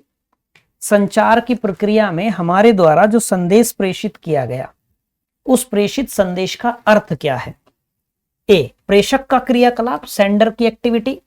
बी, प्राप्तकर्ता यानी कि रिसीवर की एक्टिविटी, रिसीवर का क्रियाकलाप। सी, चैनल का क्रियाकलाप। या डी, सहयोगात्मक क्रियाकलाप। सहयोगात्मक क्रियाकलाप यदि एक व्यक्ति, मान लीजिए ये है, ठीक है, और यहां एक व्यक्ति है ये, ठीक, ये सेंडर है, ये रिसीवर है, इसने इसको एक संदेश भेजा और मान लेते हैं किसके द्वारा, मोबाइल के द्वारा, मोबाइल के द्वारा एक संदेश इधर से इधर गया, मोबाइल पे बात कर रहे हैं दोनों, ठीक है।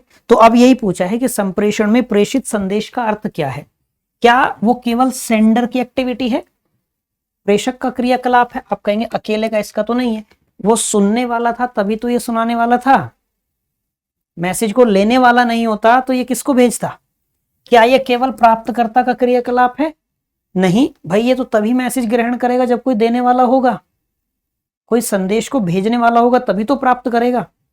क्या ये केवल चैनल, हम ये कह दें कि भाई ये जो माध्यम है मोबाइल, क्या ये केवल इसकी एक्टिविटी है, मोबाइल तो एक माध्यम बना दोनों के बीच में उस संदेश का, ये तो डाकिया है, इसकी चिट्ठी इस तक पहुंचाई है तुरंत, बस इतना काम है इसका।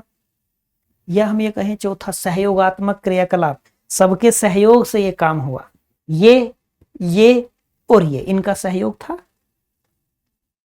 तो सही विकल्प क्या होगा, कहेंगे सहयोगात्मक क्रियाकलाप। समझ में आई होगी बात आसानी से, क्या होगा, सहयोगात्मक क्रियाकलाप। बात समझ आ गई।